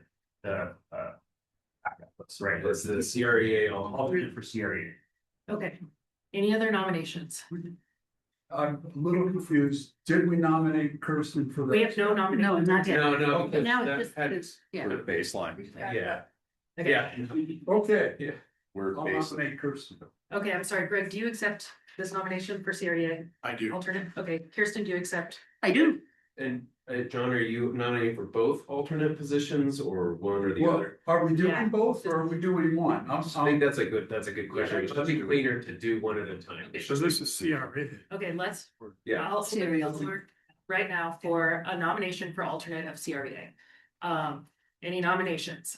There are none so far. So, Go ahead, John. Kirsten, please. Kirsten, Greg. Greg. Okay, further nominations? Okay, do we want to do this by ballot then, probably? I think, and let them make their Okay, positions known and then, and then we should. Please. Slide out. briefly. Vote for me. Okay, I think it makes sense to have the alternate be, because you're gonna be there anyway. I don't think it's a financial thing, but I think it's just a efficient continuity. please vote for. Okay, so we have got everyone fill out their ballot. This is the alternate for CRA.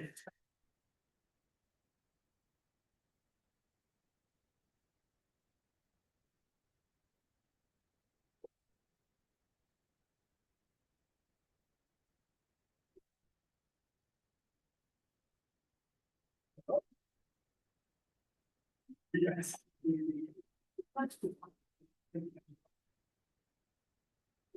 Thank you.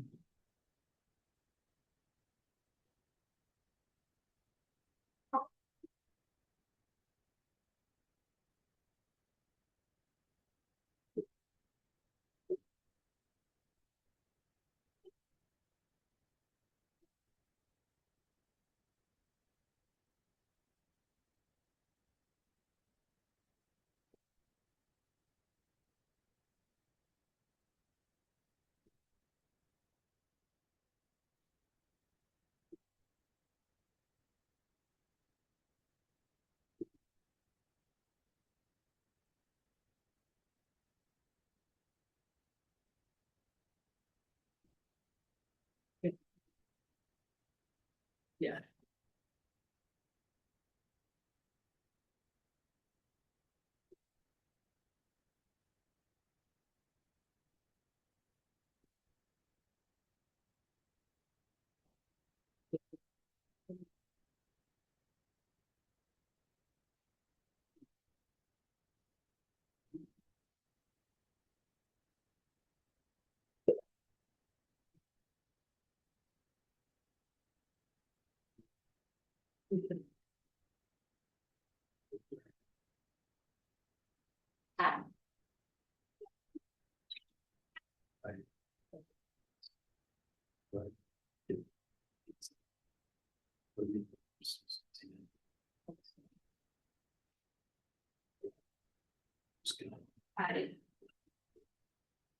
So we have a tie vote.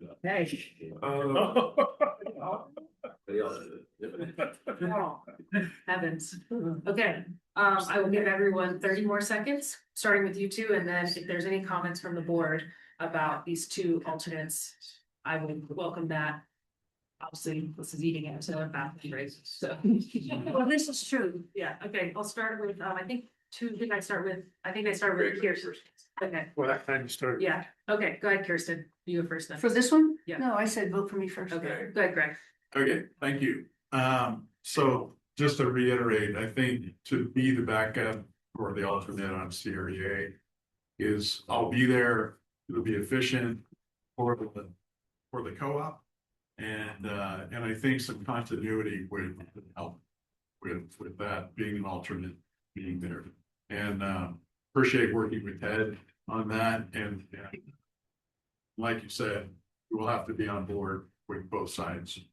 So I look forward to that, not the energy to do it. So please.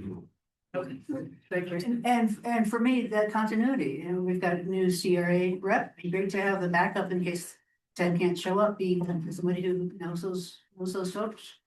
Okay, go ahead, John. But just to be clear, and it didn't matter on the earlier question, because you spoke for so long about the reasoning, I want to really, you did break rank with Chris on 2 votes. Is that true or not? That is not true. I didn't, that is not true. Chris had not indicated to me at all anything about So the you care. went into not knowing Correct. your CEO's desires for for a vote. Absolutely. Okay. It was very And uncomfortable. Okay. I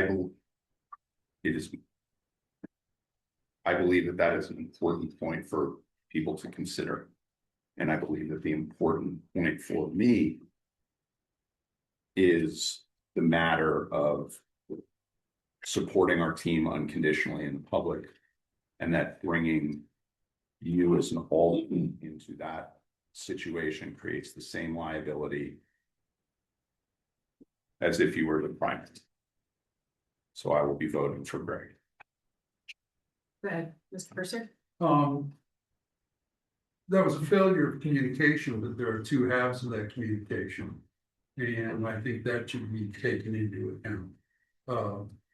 the full-time job of the CEO, and he didn't inform our rep going to CREA. So I think that's a consideration. This can't be looked at one-sided, it's two-sided, I think. Number one. Number two, the expertise, the diligence that Kirsten has shown. And, you know, you read the report and it's excellent. Her background as a team player in the military can't be ignored. The background in military intelligence and analysis and being able to distill that analysis for us to read, I don't think should be ignored. Plus, as she mentioned, the continuity. He has served on both those boards and has an awareness of the workings and the people.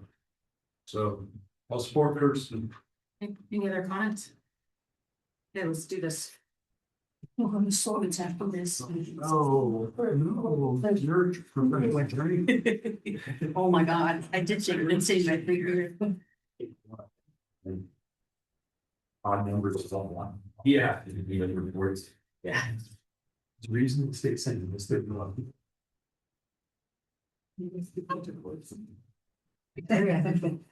Let's put it in. Thank you very much.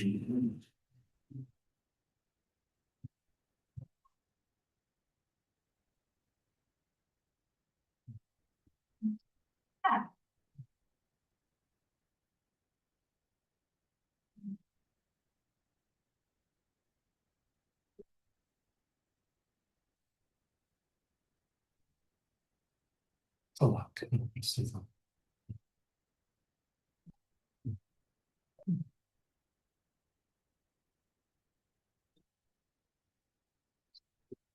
Yeah.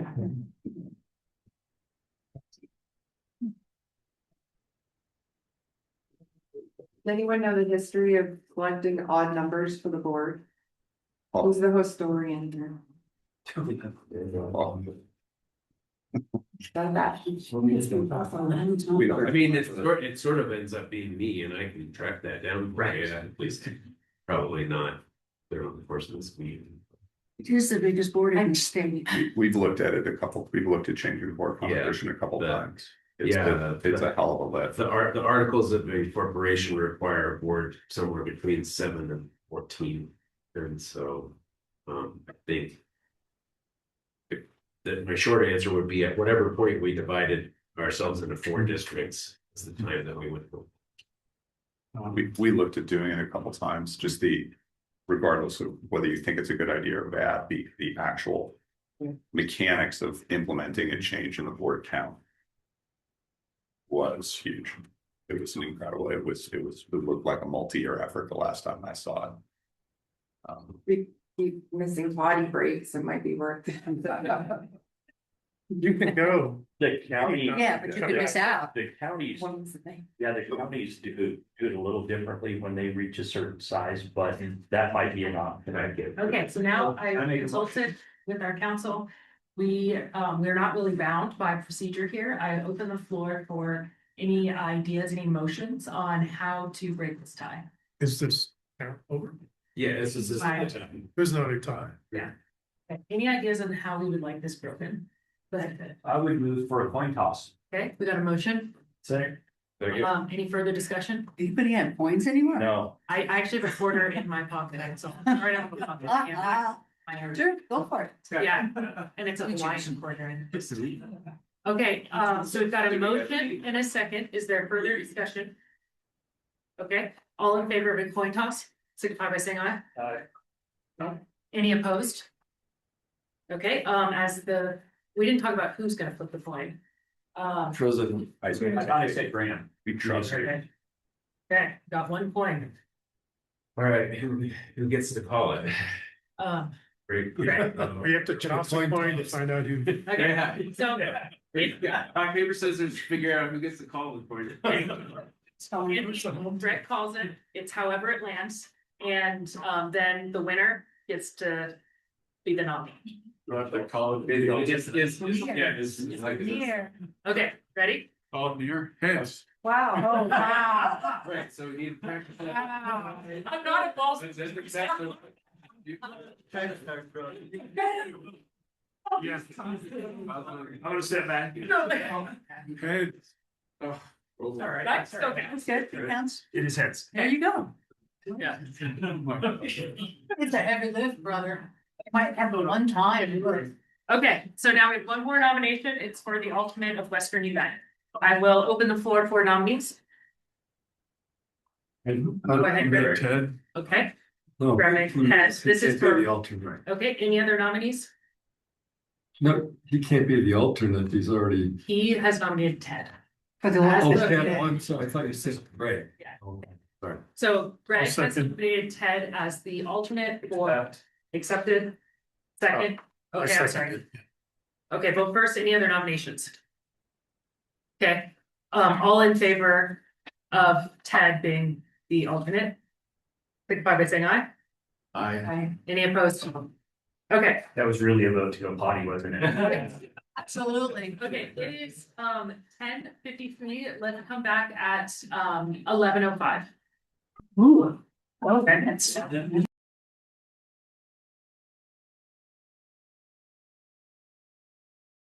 To order. Facing. We are about it's like we're about 25 minutes over time. I feel confident we can make that up, but I just want a check-in on the agenda. Our next item on the agenda is the CEO and staff reports. I'd like to go ahead and give that to CEO Vincent. Thank you very much, Madam President. Members of the board, great to be with you with the May update. And so I'll go ahead and go to our KPI dashboard to kick things off as we take a look back at a very busy month of May. So on the KPI dashboard, mostly green across the board, just a couple of things to point out.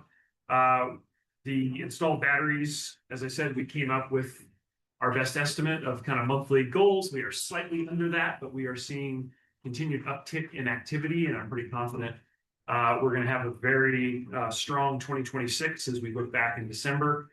Lots of member interest in batteries for a number of different reasons. So we're right near that goal, but just slightly under it. So that's where you're seeing one area that's marked yellow.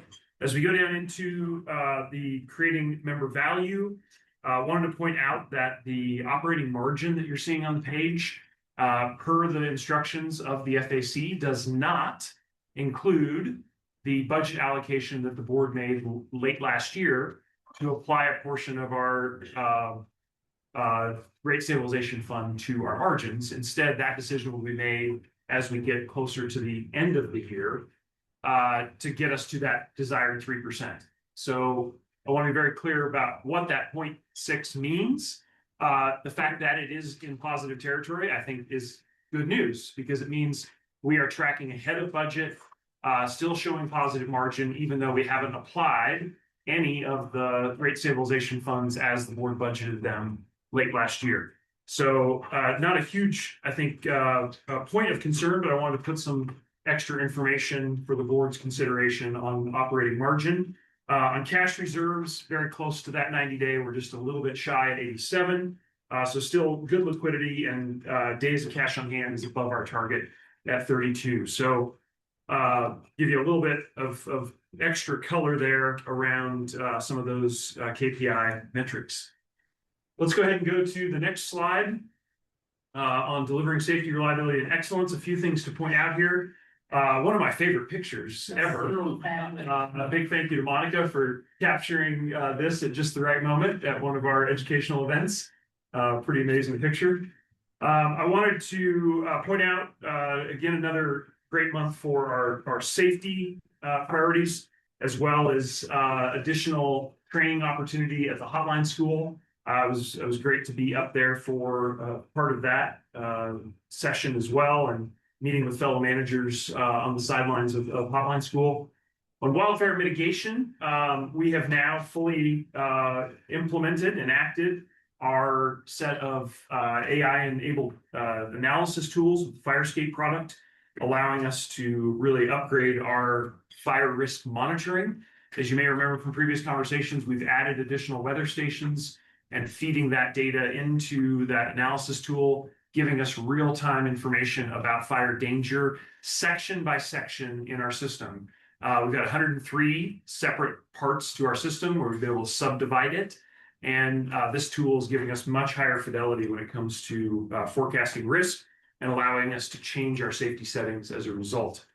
On the reliability piece, pleased to report that we're about 40% complete with our capital work for the year. That is somewhat a function of good weather or mild weather throughout late winter and early spring, tracking kind of ahead of schedule on our capital projects. The other thing to point out, we had some good follow-up questions that came in from Director Wheeler on this. Our latest statistics on pole attachments around the fiber cooperation with the providers in the area. And you can see kind of the statistics that we've compiled as we keep a running total of that work. I think it still continues to go really smoothly and getting all of the work done that has been requested. I'm going to turn to Dan for a little bit more detail on pole attachments. Yeah, one thing to note up here is just it's the tip of the iceberg, but we have a lot more coming in still. So this is one particular company that's mostly gotten ramped up. It's the result of most of the work we're doing here. We have a second company that's ramping up right now that has sent us a lot more pole attachment requests in the 1,500 range. So there could be significant amount more. I think we've got a really good process going in place, and it's been a lot. Director Wheeler?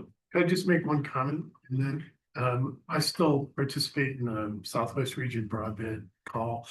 And at this last one, this last week, the CEO of Clear Networks complimented LPEA on that permitting for pole attachment. They said it was rough at the beginning, but it's probably the best of any co-op they deal with at this point. So kudos to you and your team. Yeah, thanks for sharing that feedback. That's wonderful news. We take that very seriously, and it's great to have that positive comment from Clear Networks. Last thing to point out on this page is we have basically just paid for all of our AI subscriptions for the year and then some. Some of you may have heard the podcast that we've been using, and one of the great uses of AI tools, especially at this point in their development, is you can very quickly repurpose content for other purposes without massive rework manually. And this is, I thought, a really great example of that. We took a bunch of content that we created for one thing, in this case, podcasts and that digital content, and quickly repurposed it using AI tools to apply for a grant that was a tight deadline. We received that grant, $5,000. So just want to point that out. We're trying to really put those tools into action. I thought this was a great example from the month of May where we had immediate upside in being able to repurpose content. And what was the grant for? Let's see. This was a board refreshing. Sorry. Sorry, didn't be this smart. This was a community engagement grant. I'm trying to remember the details of what the money was. What the requirement was for the grant, but I'll make sure I get you that detail. All right, on to the next slide. Let's take a look at energizing tomorrow. A couple of things to point out here. I know the board has had a long-term interest, especially in distributed energy resources or DERMS. The first bullet point you're seeing there is really focused on that software enablement of more distributed resources with our members. And NRTC and Texture are working hard with us to launch this winter that software enablement so that we can have the additional value from those resources that sit behind the meter at our members' homes and businesses. So that's a really a big enablement step for us to be ready to launch that this winter with much higher penetration and use by our members.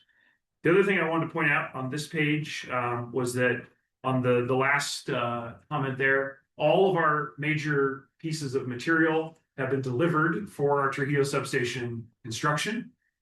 We are very much on track to have that completed on schedule, perhaps ahead of schedule, and energized by early next year and late in Q1 or early Q2, depending on the weather. But just another major milestone in that $7 million project. We've got all the materials in place now to complete that substation work in Pagosa Springs. All right, let's take a look at our empowering community. A slightly different format this month. I appreciate feedback from some of the board members about how we could improve how we're displaying this information. And we're going to have continued enhancements on this page in July as well. But if you look at the member engagements, we really tried to break them up into the different major categories. So the board can quickly see how our efforts across business events and outreach versus student interactions, different working groups that we're a part of, some of the engagements that I've been focused on in the month of May. I did want to point out, I was honored to receive an appointment to the governor's task force on environment and sustainability. And they've been asking for feedback from electric system operators in the state about how we can get more of the projects done that we need to meet our goals in the state of Colorado.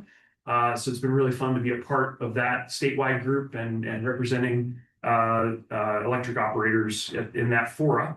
And that is work that will continue to basically to the end of the year. We've got several specific permitting ideas that we're working on that the governor's office would like to make progress on before Governor Polis finishes his term. The other thing to point out here is we had another grant that we received, which was a $5,000 community grant from Tantalus Systems to help support our work with Light Up Navajo. And this has been a really exciting project that we've are signed up to participate in coming up early next year, I believe is when our dates are set. And Jerry's working with the crews to get ready for that. Basically involves going down and helping to electrify some of the very low density areas within the Navajo Nation to make sure everyone has access to electricity. And we're really excited to get that $5,000 to help support that work. The other thing I want to mention, a lot of great interaction on the key account side. Big thank you to folks who participated, particularly in the forum in Arborlees with the county commissioners down there, talking about wildfire mitigation efforts and explaining some more detail about how we are approaching our fire settings as we go through this summer. And lots of great chance to connect in all parts of our service territory. So I wanted to highlight that as an important part of our outreach during May. And the final thing to mention here is, as I foreshadowed a second ago, we are collecting right now our Q1 and Q2 data on the digital side. So kind of our touch points on the different digital methods that we're using from email to social media and everywhere in between, things like our podcasts or how many folks are listening to those. So we're really trying to track closely those touch points, and we should have aggregated data for the board at the next meeting. All right. The next page is really a nice visual recap of our annual meeting. You'll see some of the different parts of the voting, the sign up, the lunches, the new directors, of course, and some of our scholarship recipients. That's one of my favorite things to do every year is to support our local students in a variety of ways. And certainly was great to do that again at this annual meeting, but a few highlights from our last board meeting.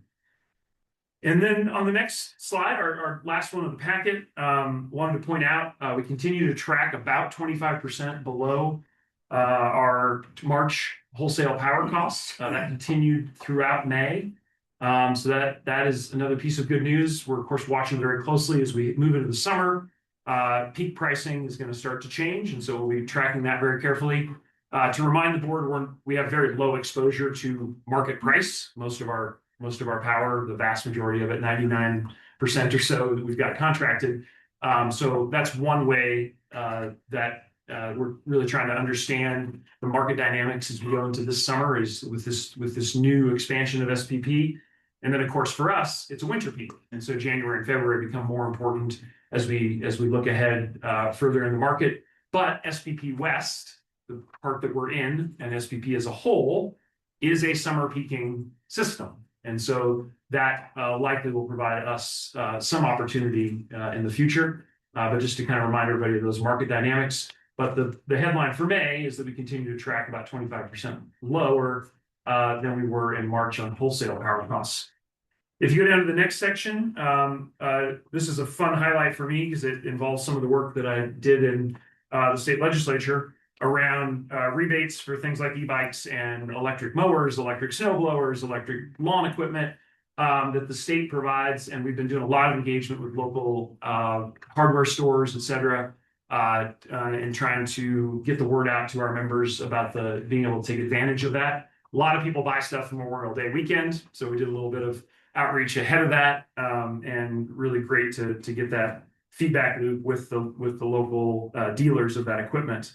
The other thing to mention, this kind of follow up on the Navajo project.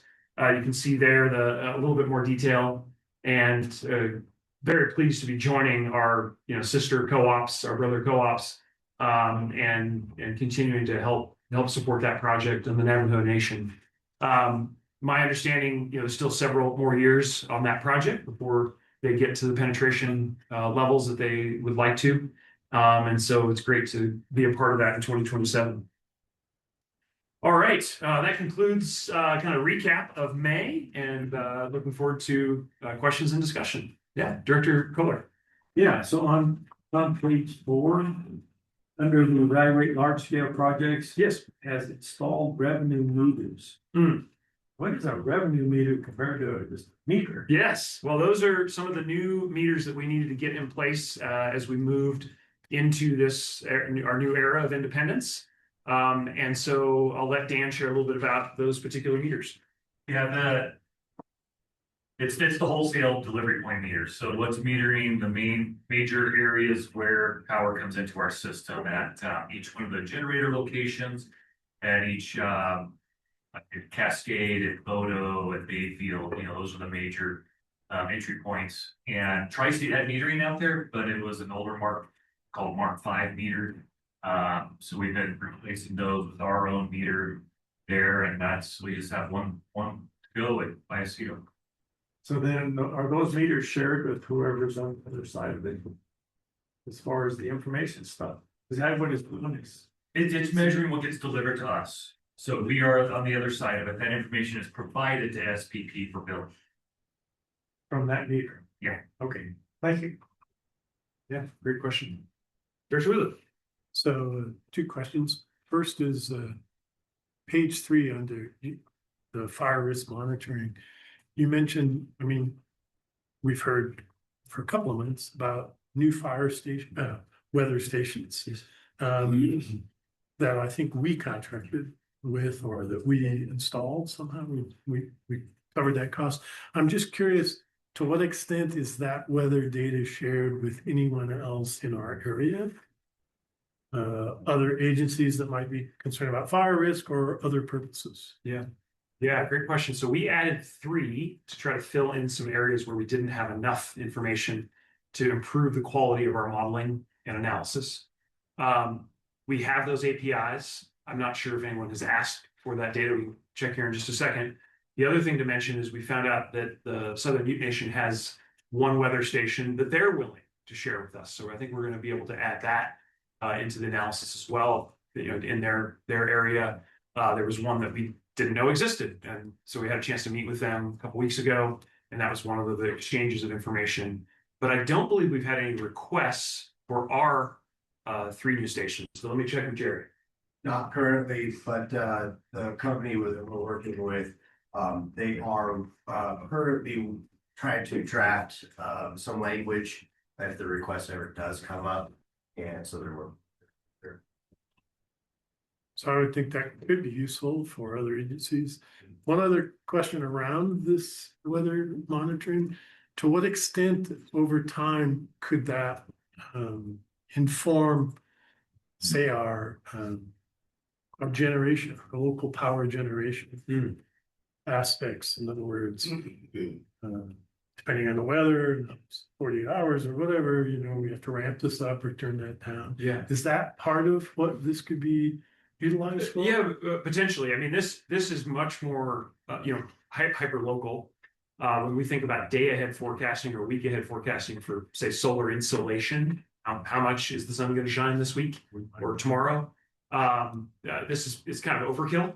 But let me see if Dan has anything to add. That's exactly what I was going to say as well. Is that what we're talking about there is more of a forecast, and these probably aren't National Weather Service graded type of weather stations that they'd be using. Okay. My other question, sorry, I said two, but this is the third. That's fine. You mentioned in the next page, page 4, texture. Could I get some context of what texture is about it? Yeah, Dan. Just not to bring you to Tim, trying to think of that Yeah, I know. texture, put some. But you gotta get a feel for it. Very good. Never let you down. There you are. Very tactile. It's an interesting relationship we built with Vermont Co-op that really forged the way on a very cool DERMS platform, and it became so popular and they grew that they were acquired by NRTC. We had already started working with them. They were acquired. We had partnerships with NRTC as well. So we've always had this hurdle of getting something to pencil out with the DERMS, and it's this has just got a very unique fee structure to it that's very easy to use. So it makes something of a good business case for us. So we're following up on that. It's really low overhead to get something stood up and get started. So we're going to work on getting that kicked off and then see how these integrations go. Would that be like a pilot somewhere? It's essentially, I mean, there's probably steps that we have to do before we get to a public. We just have to make sure all the integrations work. We can testing, just like our peak time rebate program, like the load program that we're working on right now. We're doing a subset of LPEA employees that have maybe a little patience than our own members do. And so trying some of those things out once they prove themselves and start to roll things out. Excellent. Thank you. Other questions? Yeah. I guess kind of a follow-up on that. So going behind the meter with this product, we're going to have to have a good communications plan with, I mean, from our last survey showed, if anybody recalls, that a lot of people weren't wild about us having access to their batteries and systems in their homes. So will this be difficult to, I mean, how are we going to get people to buy in to say, hey, we want access to your battery? Yeah, it's really an opt-in situation. So, you know, we're, for the first time in our history, being inside of SPP, we have a clear market signal on capacity pricing. And so this is a chance for us to add that value for our members. No one's required. If someone wants to do their own thing, they can do their own thing behind the meter, as is the status quo. But this software really enables now a two-way relationship with our members that was not possible before. And I think I wanted to highlight that for the board, is that we're moving into this new era of, you know, I kind of think about it as an energy services offering that we have of different forms. One of them is we'd love to share this value if you as the member want to participate. So totally optional. It's just a way to get more value out of that same asset. Yeah, and I think a lot of people would be a lot more willing to do this if they had the full understanding of that. So yeah, but it's a very clear carrot. I can put it that way. There's no requirement here at all. It's going to require a lot of communication with those folks, though, I think. And then my last, just a comment on, we had audience members say, questioning our reliability.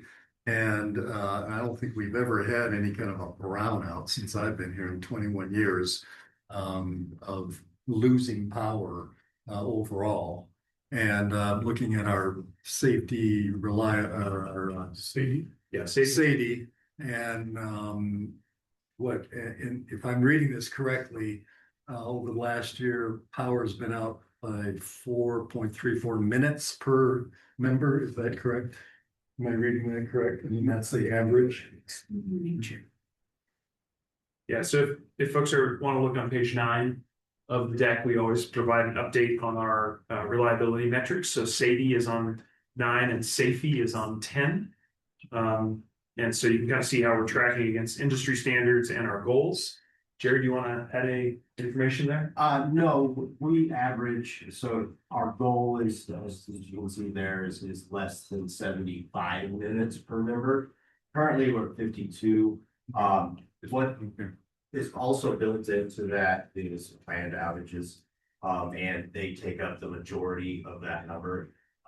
And pulling that apart, we question whether we should or should not do that because it still is downtime for us.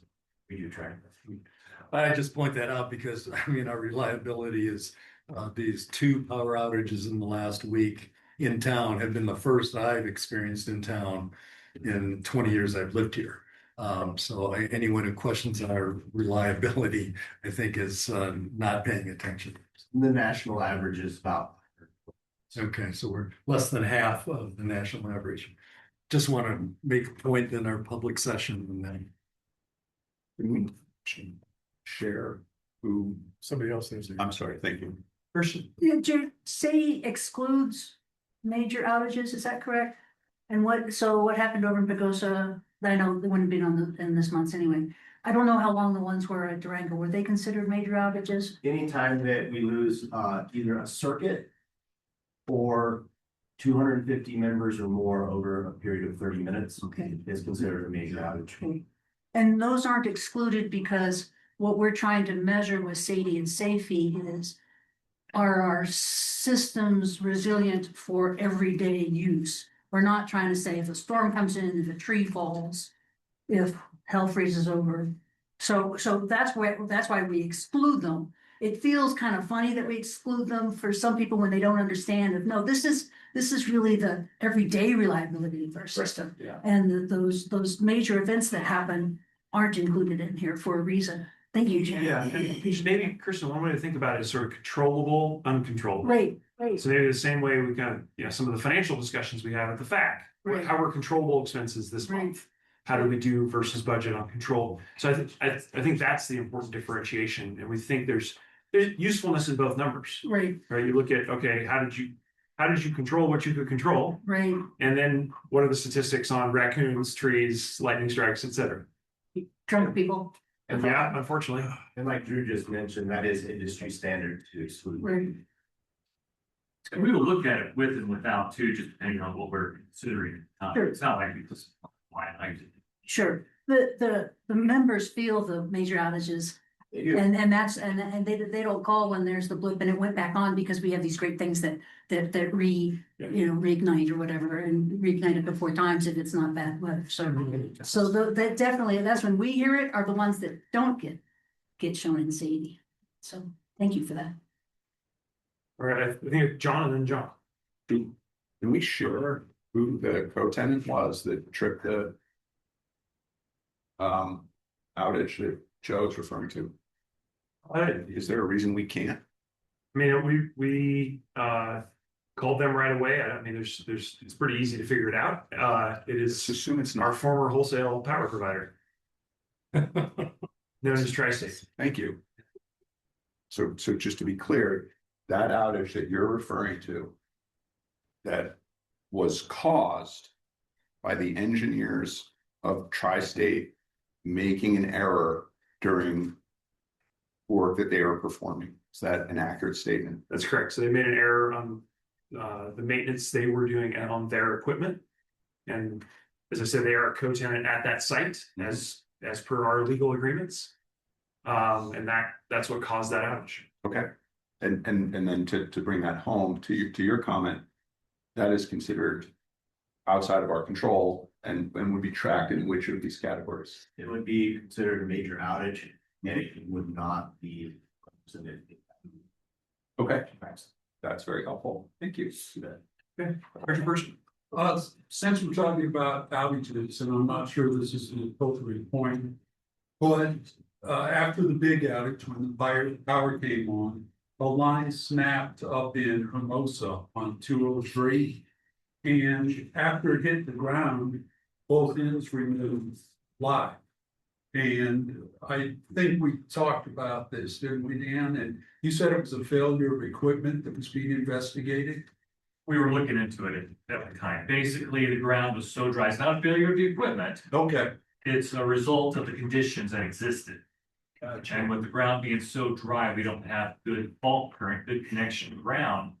And back at the substation, it just thought it was serving a lot more light bulbs. Oh, wow. Right. You So, know, kept serving. so that's an additional risk factor during these very dry periods. And one thing we're considering, normally we wouldn't change settings because the load does get that high.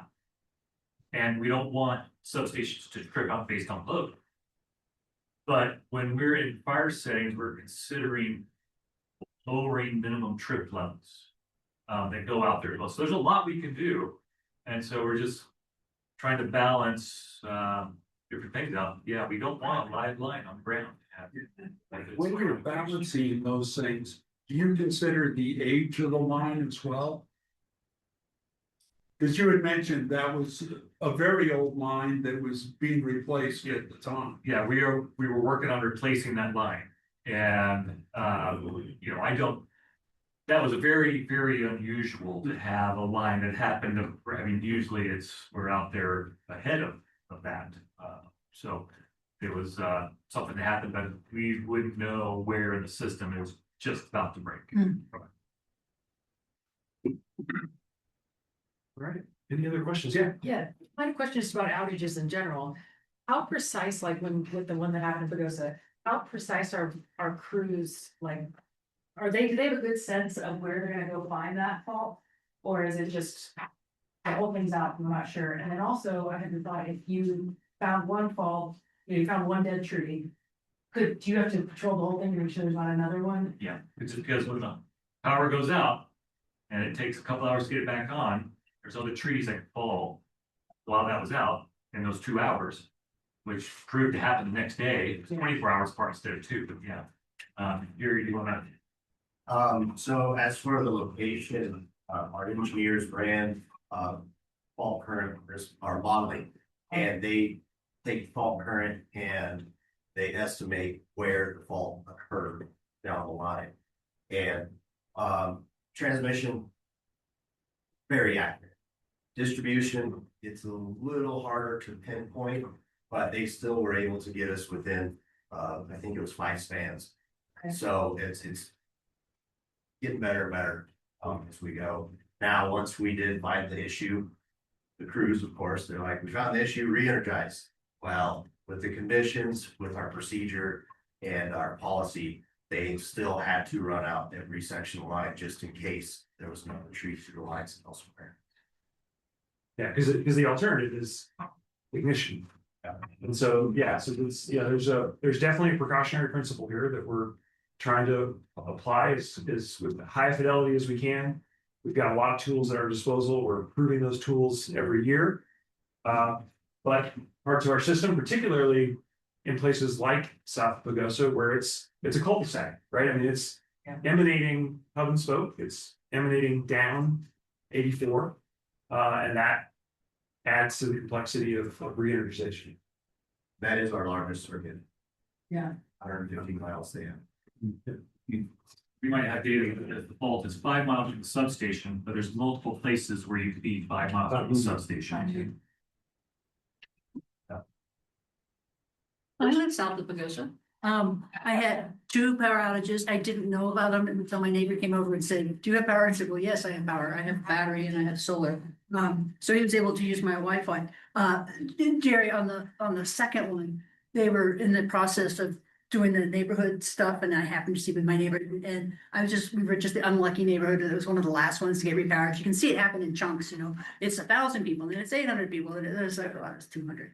But I just stopped real quick to say, thank you for your work. And those poor guys were like, we're trying to get that power. And I said, that's fine, just thank you. So apologize for stopping them. It really was all of 2 seconds. And I was just very grateful for their work, because it must be terribly boring, because you're like, this probably is just a waste of time, but you got to do it. It's got to do that work. So I appreciate it. Thank you. Well, last comment, hopefully for me. I remember learning a bunch about what you guys are describing when we did a field trip a couple of years ago, a board field trip, when we actually went on site and you explained all the different pieces of equipment and some of this 5 miles. This is how we know we don't really know. This is what tripping means. This is, I think, given board composition, it might be time for another one of those visits. I think I got a ton out of it when I did it. So okay, take it for what it's worth. All right. Jim, just one word. Yeah, Jim. Just we continue to get these questions about transparency, and the dashboard has an incredible amount of information that is not done by other co-ops, because I've talked to them at meetings. I would just like to point out, this is public information. This is available on our website, and there's a lot of information on here that is again, what we've done in the past month, what we're planning, financial information, reliability information. So I just want to say that these continual questions about transparency, a lot of them can be answered if people would actually look at what we present. Thanks. Any final questions on the dashboard? All right. If not, I've got a quick regional market update. I actually used a little bit of my thunder before talking about the changes in SPP and the wholesale rates. I think we have found our initial 2 months of operation within SPP to have been pretty smooth. It hasn't been without some questions, without some data holes that we had to fill going both directions. But big credit to Greg, to Monica, to Dan, and the rest of the team, really tracking down any loose ends as we get to know the market and understand how to operate in it. You heard some of the updates on things like the new meters. So we've got different data points now that we're tracking. And as the FAC knows very well, there's a 120-day close on our invoices within the market. So there's going to be adjustments that get made over time, some of them going out several months of true ups to transmission pricing, capacity pricing, energy pricing, all the different things we're doing in the market. Again, no, I think, giant surprises for us. We've got new information as we operated in the market and continue to do that. And no doubt we'll continue to learn a lot over the summer. But I would say these are relatively minor adjustments that we're seeing, and our expectations largely intact. There was a question that came up about some of the transmission accounting. Happy to go into that in more detail. We covered it pretty extensively at the FAC, but subsequent to that, we've been able to track down some of the missing information. So certainly a learning process. We're in a new chapter of our history, a new chapter of our operation. But I think so far so good. And as I reported out, the pricing that we're seeing really working well for our membership. So any questions on SPP? All right. Well, I have one final piece to this section 5, which is I had a couple of questions come in from new directors about business cards, and wanted a quick show of hands. Which directors would like us to get them business cards? And we can get that going. Director Purser, Director Barber. Picture. Yep. I still have 400. I need to request like 50. Yeah. That's not asking for some, have some already. That's happening. No. Yes, I've got. I got a box. Got Blake. Okay, so far I've got Pitcher, Barber, Mars, Purser, Blake. Anybody else need business cards? Jenkins? Okay. Thank you. All right, thank you. We'll get that ready for everybody, and we'll get those delivered to you the first opportunity. The one other question that came up was just to we retraced our steps a little bit on co-op provided IT equipment. As some of the longstanding board members will remember, we had that in place when we were pre-onboard. So the software we were using to get information out to the board required a co-op device. We've now moved to a cloud solution. So as always, happy to adjust if the board would like to adjust, but we've asked each of the board members to supply their own devices and allow us to get that cloud service set up Google Drive and onboard on your own device. If folks are having any challenges with that, we're of course here to help. At this point, we don't have a budget or policy in place to go back to the co-op provided IT equipment. But again, open offer, if that's something the board would like to reconsider, we're here to help. But we continue to provide more information via those cloud services. Please let me know if there are any hiccups on that delivery or that accessibility, and the IT team can jump on that right away with you. But there was a question about are we going back to that? And so we retraced ourselves a little bit, and that was the reason for the change several years ago. So any questions? Yeah, Christian. Yeah, I'm happy to hear the reason for the change, because I had no idea. I just knew all of a sudden people were showing up with their iPads. I still have my iPad. I still use it when I travel because I don't travel with my big. So I appreciate having it. I know that, Drew, you were concerned that we used to trade out the iPads every 3 years because you were concerned about old technology being dangerous. I haven't had mine traded out since you guys stopped getting new iPads. I'm not sure what I'm supposed to do. I really appreciate having it. It does help me do my work. So I'm not sure what to do about that. Yeah.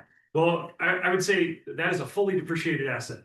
So it is. We are not asking for those back. If it's useful for you to continue to use that in certain It's situations. the safety issue, because I know that I didn't want a new iPad back at the 3 year point, but I got one. I was like, okay, why? And just because it was a safety concern. Is it no longer a safety concern? Not so much, because there's additional measures in place with the cloud platforms. But I would encourage you to continue to update the operating system on it and the apps themselves. So yeah, I mean, as long as it's supported and can take updates, then I would say it's secure. Right, and you guys still have control it and can turn it off when I misplace it. No. Once we switched away from those, we removed management from them and just said, this is now yours. Well, thank you very much. Legacy And thank you for, I think there's an implication that you're also a depreciated asset. I know that. I know that one. But a very underappreciated. Good save, Tim. All right. Any more questions there? Okay. Thanks very much, everyone. We are now moving on to the item number 6. That is our attorney update of FERC and related actions. Is that you, Grant? That is, so Matt Larson gave me the update. Start with the 10th Circuit. Primary update there is that Tri-State's motion for reconsideration and reconsideration en banc of the 10th Circuit was denied.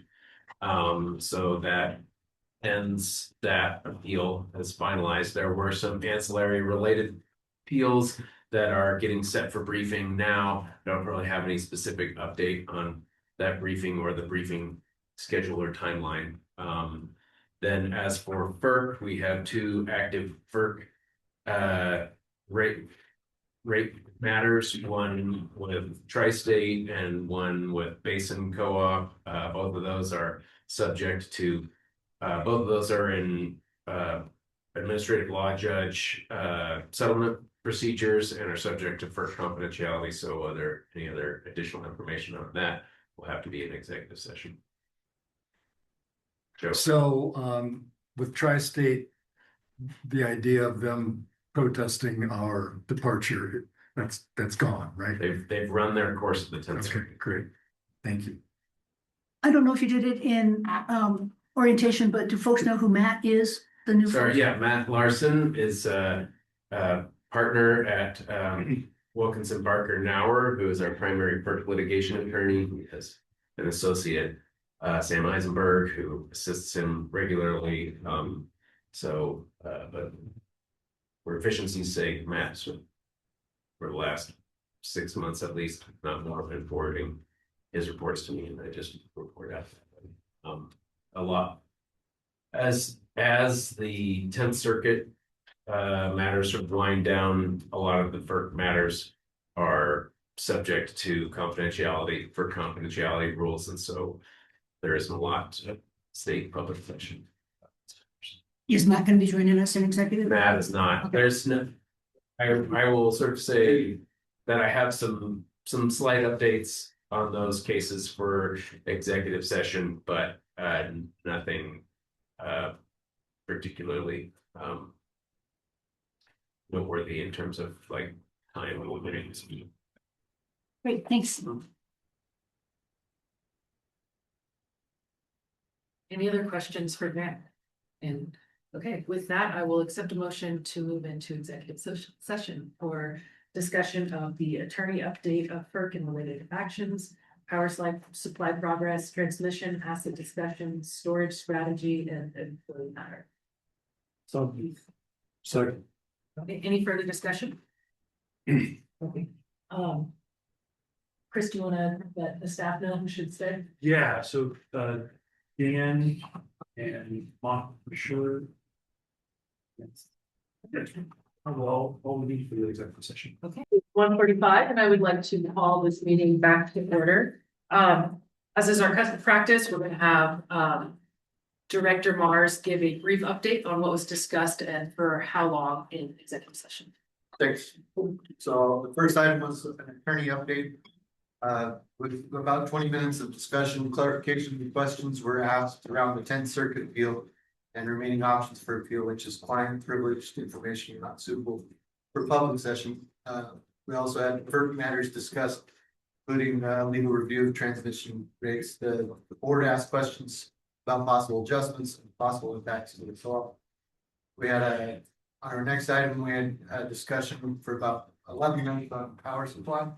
We received some updates from CEO Hanson on development power purchase options. Multiple projects are consideration in each area competitive market can't be disclosed publicly. Our third item was around our transmission asset. CEO Hanson provided updates on transmission assets and the board strategy clarification questions were addressed. Our next topic was on storage strategy. For about 8 to 10 minutes, the staff provided updates on our permitting process and board members held speculative discussion on future projects. And then our final item was an employee matter. For approximately 30 minutes, staff was excused except for Graham's counsel for procedure to discuss an internal board matter subject to several confidentiality requirements. Policy clarification questions were asked against. Thank you for that. And then there are no actions coming out of executive session. So we will move to the board action agenda. And that is the Finance and Audit Committee update first.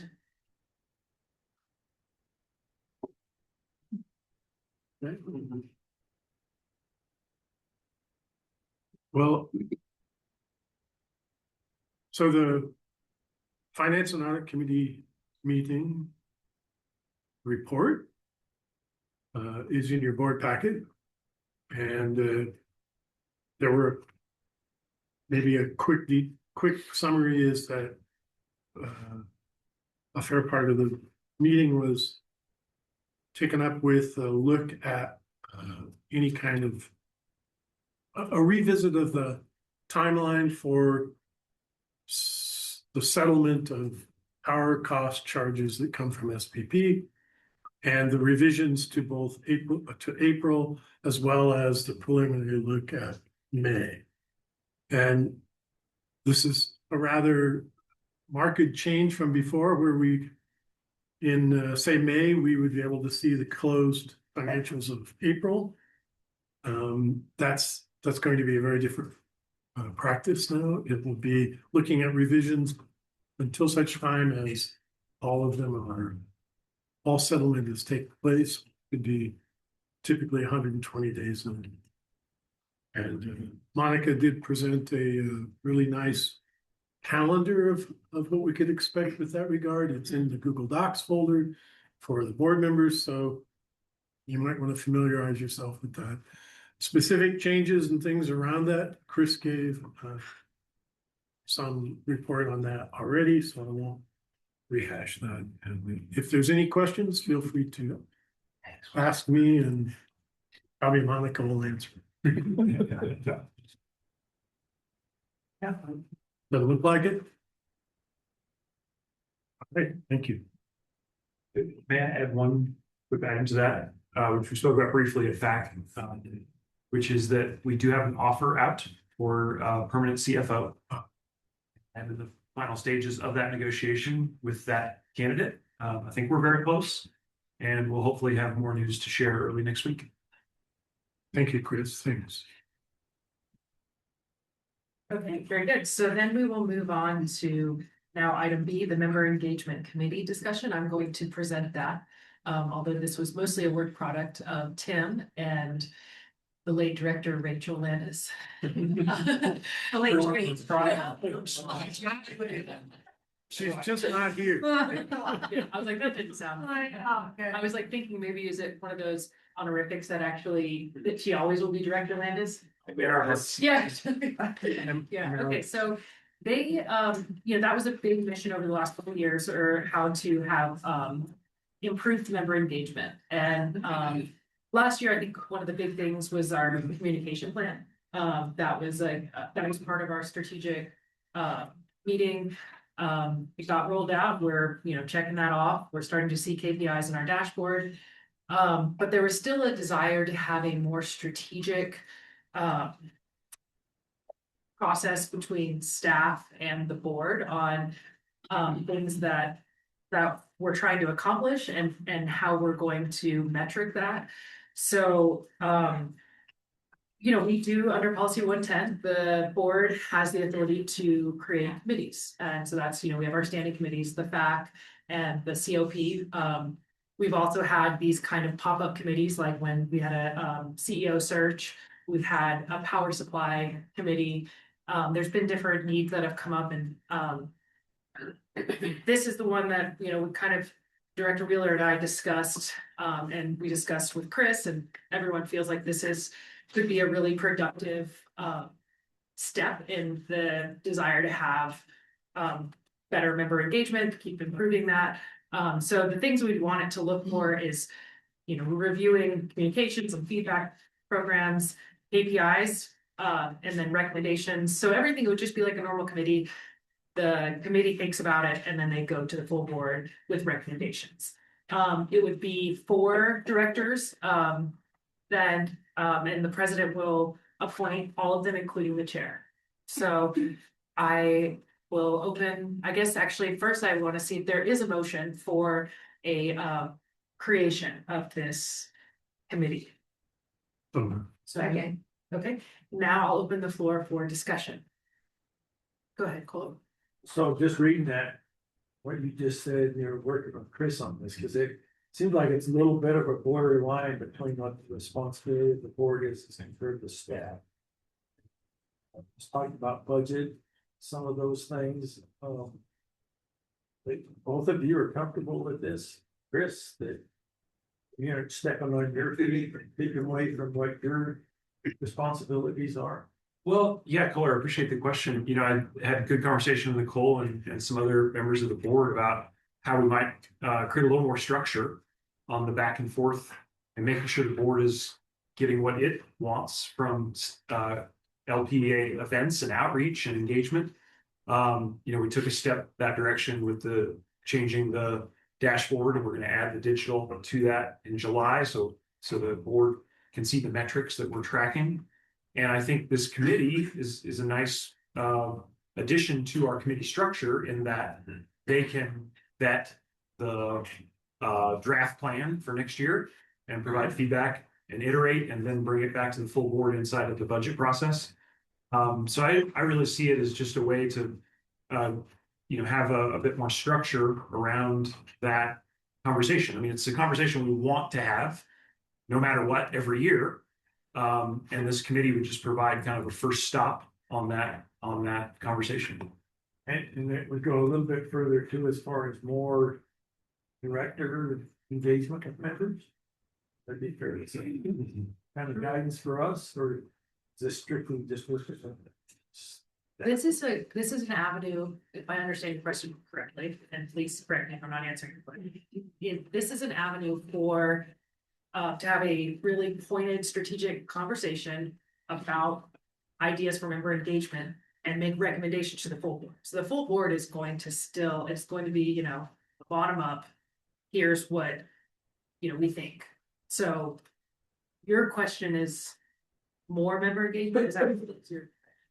I just wondering if this was guidance towards directors with member engagement. Yeah, okay, so that's what the director, the full board will, yes, they will provide guidance, but the full board will either be on board or not.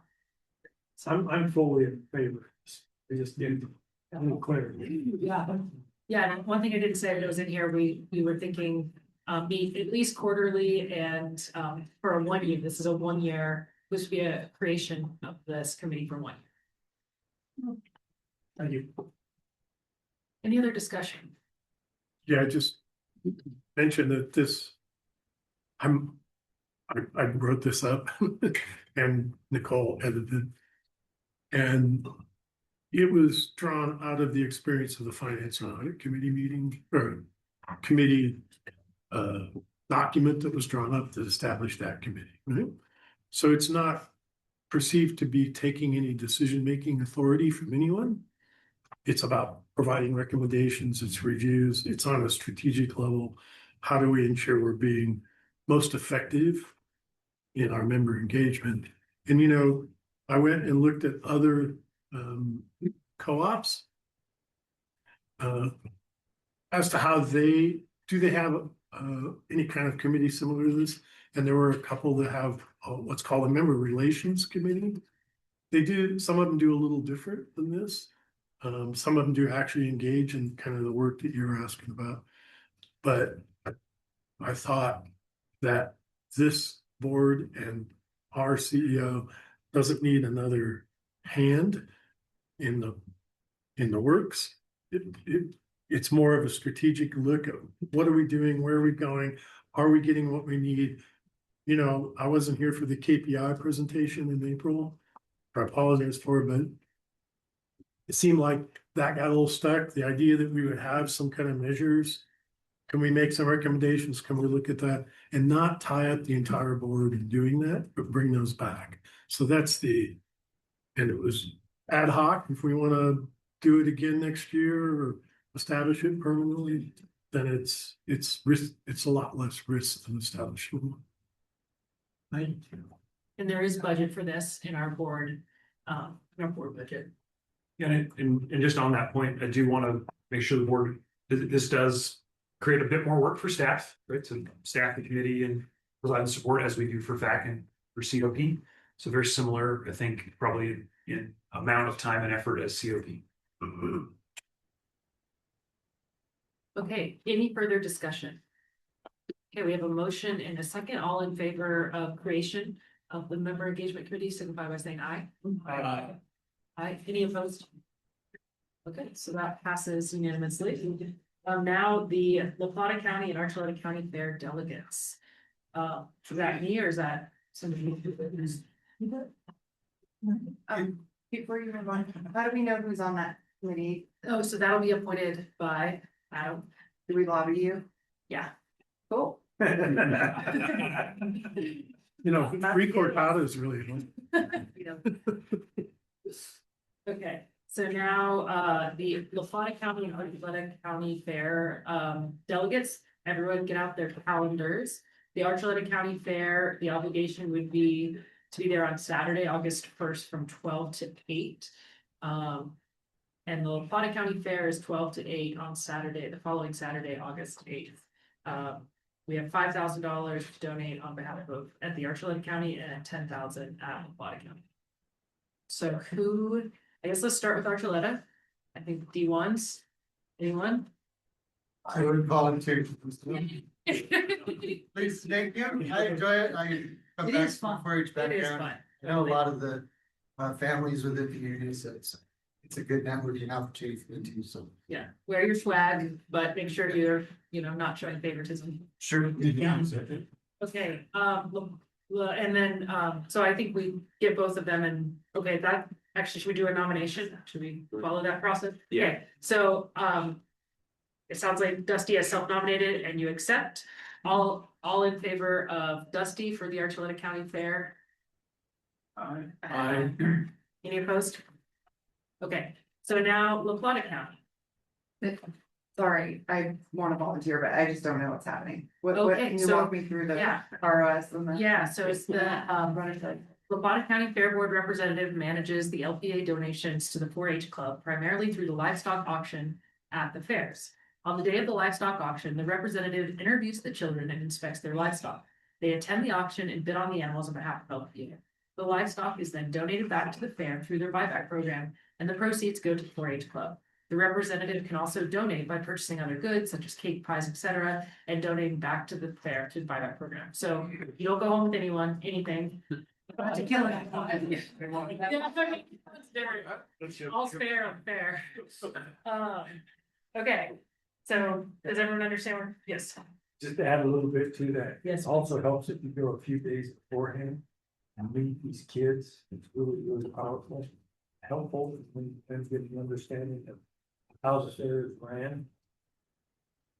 And you do walk away with something, because then your name is put out there, people start sending you bribes. And all kinds of stuff. We still from the time. Yeah. And I was supposed to slaughter and how I get eggs like twice a week. It's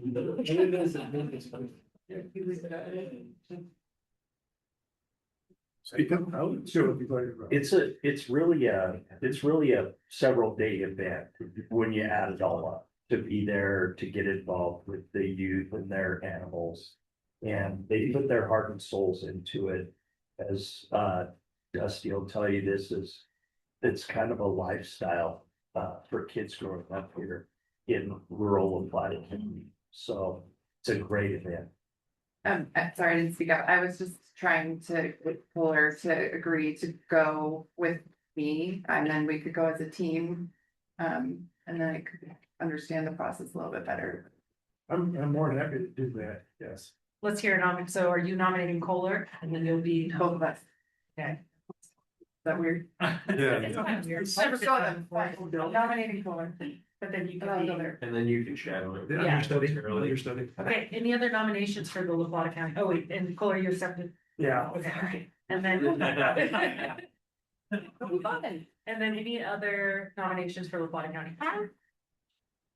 Okay, so I will open the floor for motion. So moved. And all in favor of Kohler being the La Plata County Fair delegate? Aye. Aye. Any opposed? Is that what you wanted? No, but that's fine. Okay. I can work with that. It'll be fun. But I do have a question. LPA have approved there during the fair. And our directors decided to help out there. Oh, yeah, I'll absolutely make sure the whole board is aware of our presence. You know, we'll have the table. It was, Brad, you were a representative last year and we were there last year. I think this year we're planning a very similar thing. But I'll make sure everybody is aware of location and what we have. Thank you. Do you need some ARCHULETA support on that? Perhaps, let me find out. Yeah, it's a great opportunity to be out in the community and wear your stuff and be ready to talk to people. I think you're exactly spot on there. Community outreach, rural folks are typically some of our hardest to reach. Because frankly, they're busy this time of year. They set aside those days though to go to fair. I think it's really good for us as LPA to be there. I apologize, I won't be in town this year, but I'd also recommend that our CEO go as well. And I invited him last year, he was out of town, and now I'm repaying the favor. But I think it's great, excellent outreach for people we don't generally probably get to interact with as much. So. Great. Okay, so now we are moving to the reports. We will start with Graham and Attorney. Just refer to my written report in the board packet. Any questions? Any questions for Graham?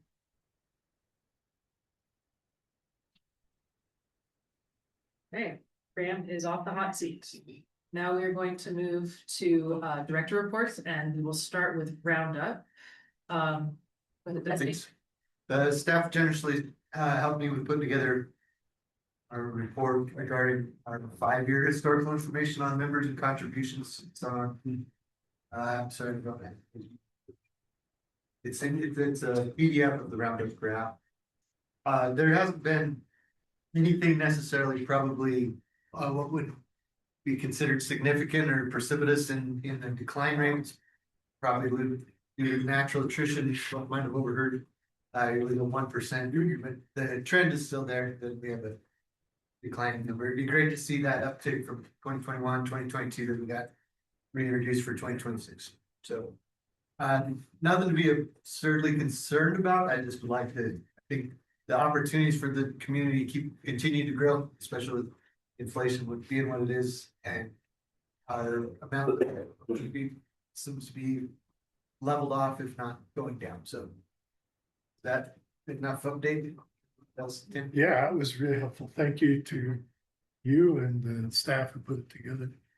So I just make a comment, my recollection is that in 2021, that steep increase occurred because the customer service reps that work with customers had a program to advocate and encourage people to sign up.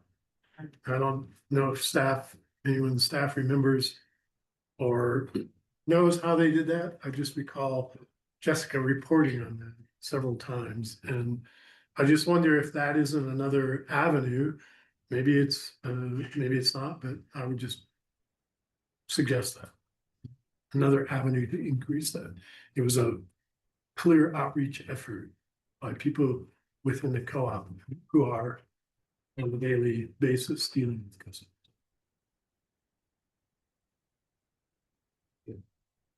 I think the opportunity to increase is there. That we're at less than a half participation rate member standpoint. So a small percentage increase could amount to something substantial.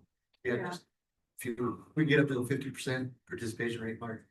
My own personal goal, but that's what I think is possible, reasonable, assume we could get to.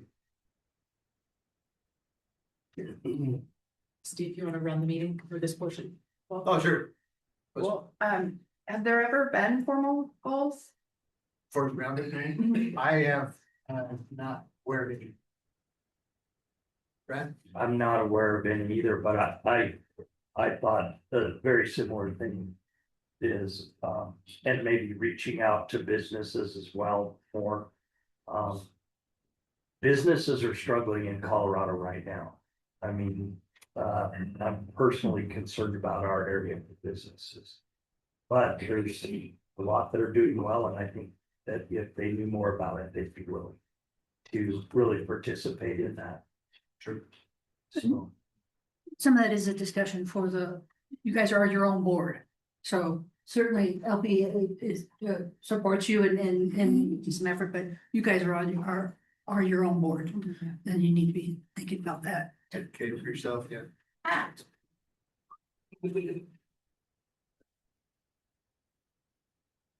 Any other questions? Okay, so now we're at CREA. Yes, so a couple of things since my report. So I think I sent out a thing about fire relationships, that Taylor's looking for anybody who has any relationships with people who are in emergency services and such. This is all building towards next year when they're trying to put together real strong lobby for wildfire mitigation, wildfire liability mitigation efforts. So please respond to that either directly to Taylor or to Ted. Also, I sent out, since this went out, that Chris is on the NRECA resolutions board and Dave is the alternate. So the board meeting was in Meeker, and unfortunately I had to cancel at the last minute. That's White River Electric. I got the slides also been out. I think I sent them to you guys. I put them in the Google Drive and I sent them. You guys have got to take a look at them. They are hair raising, including some of the burning poles that happened when they made the backfire to do that. And the big lessons learned, and I mentioned this and Chris has mentioned this too, is about that electric infrastructure is not considered critical. It's if it's not a residential, it's not a home, then the fire folks don't really care about it. So really trying to build those relationships early now is super important. So please step up if you have any of that, of those relationships that that folks can work with. Colorado Country Life, we got off of it several years ago. They're always asking, what would it take to get you back? I know at the time we said we didn't like it because you had all these, I just felt I can't get up ads. That's gotten better. This was a new one for me. Kylie Coleman is getting her certified co-op communicator certification. Didn't know they had that. And I think it's pretty important. And she's doing an updated crisis communications book. So just to know that that program is out there for a certified co-op communicator, that was interesting. Light Up Navajo is coming up. And actually it's kind of this ongoing thing. This is one of the places that CRA has really changed over the years too. When I was first when we first met anybody at CRA, all it was about the Guatemala project.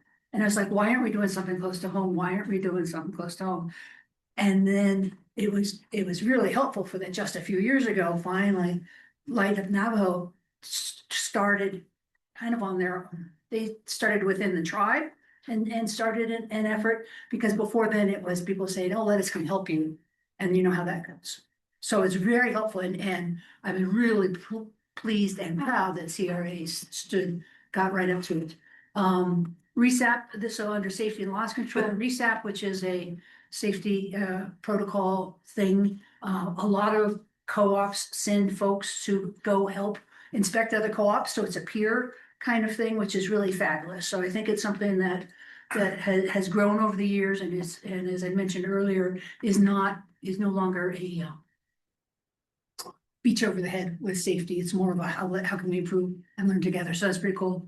The parametric insurance summary. So that's basically self-insure. So one of the things that's been happening is folks have been saying, well, great, I know you're asking the state to do stuff, or what are you doing yourself? So do take a look at that book. And appreciate, we're going to be hearing more from Ted, I'm sure, in the future of this as this pans out. And you might have some more. I don't know, Chris, do you know any? Can you add any flavor to the parametric insurance or how that's? Yeah, I'd be happy to. And a couple interesting data points since that meeting, we had a chance to sit down at CFC gathering this on Monday with the TransRe group. So that is it's a Berkshire Hathaway company. They're a reinsurer like Swiss Re, which you may have heard of, or Zurich, are the other two big names in that business. They provide products to Federated, our insurance carrier. And as you may remember from our previous conversations, we can't get more than 20 million in insurance, and that would be gone real quick in a lot of scenarios. And so the conversation has turned to, should we start our own insurance for Colorado co-ops? And that's often referred to as parametric insurance or self-insurance. And the idea would be that we would have a small monthly fee on our members' bills. That would go into a collective pool that would provide coverage above and beyond the 20 million that we have. So that's kind of the concept.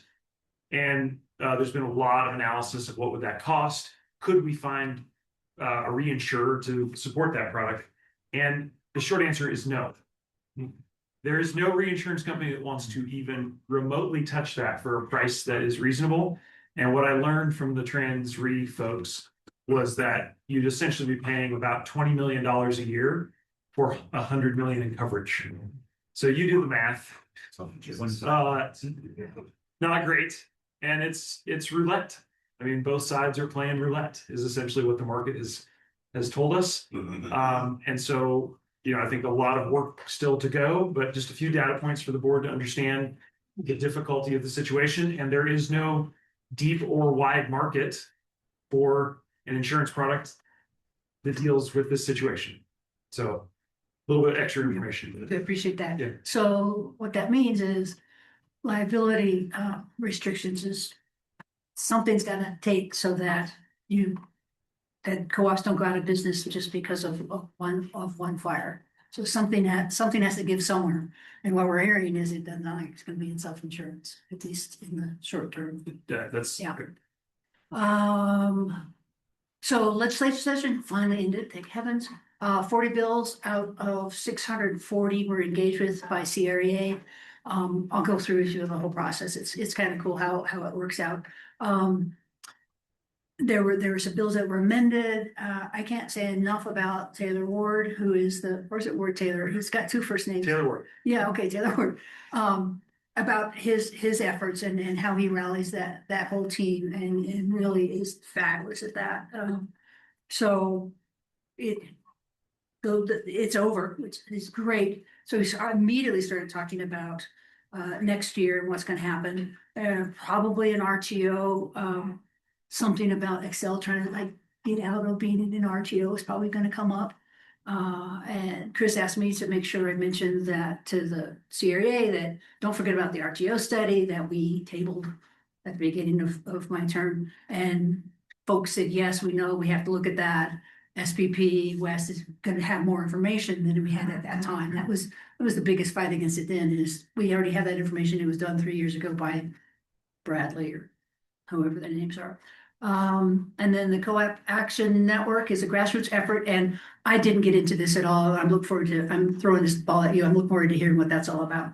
And this was the first year that CRE decided to ask their folks, do you co-ops have any resolutions that you need support on?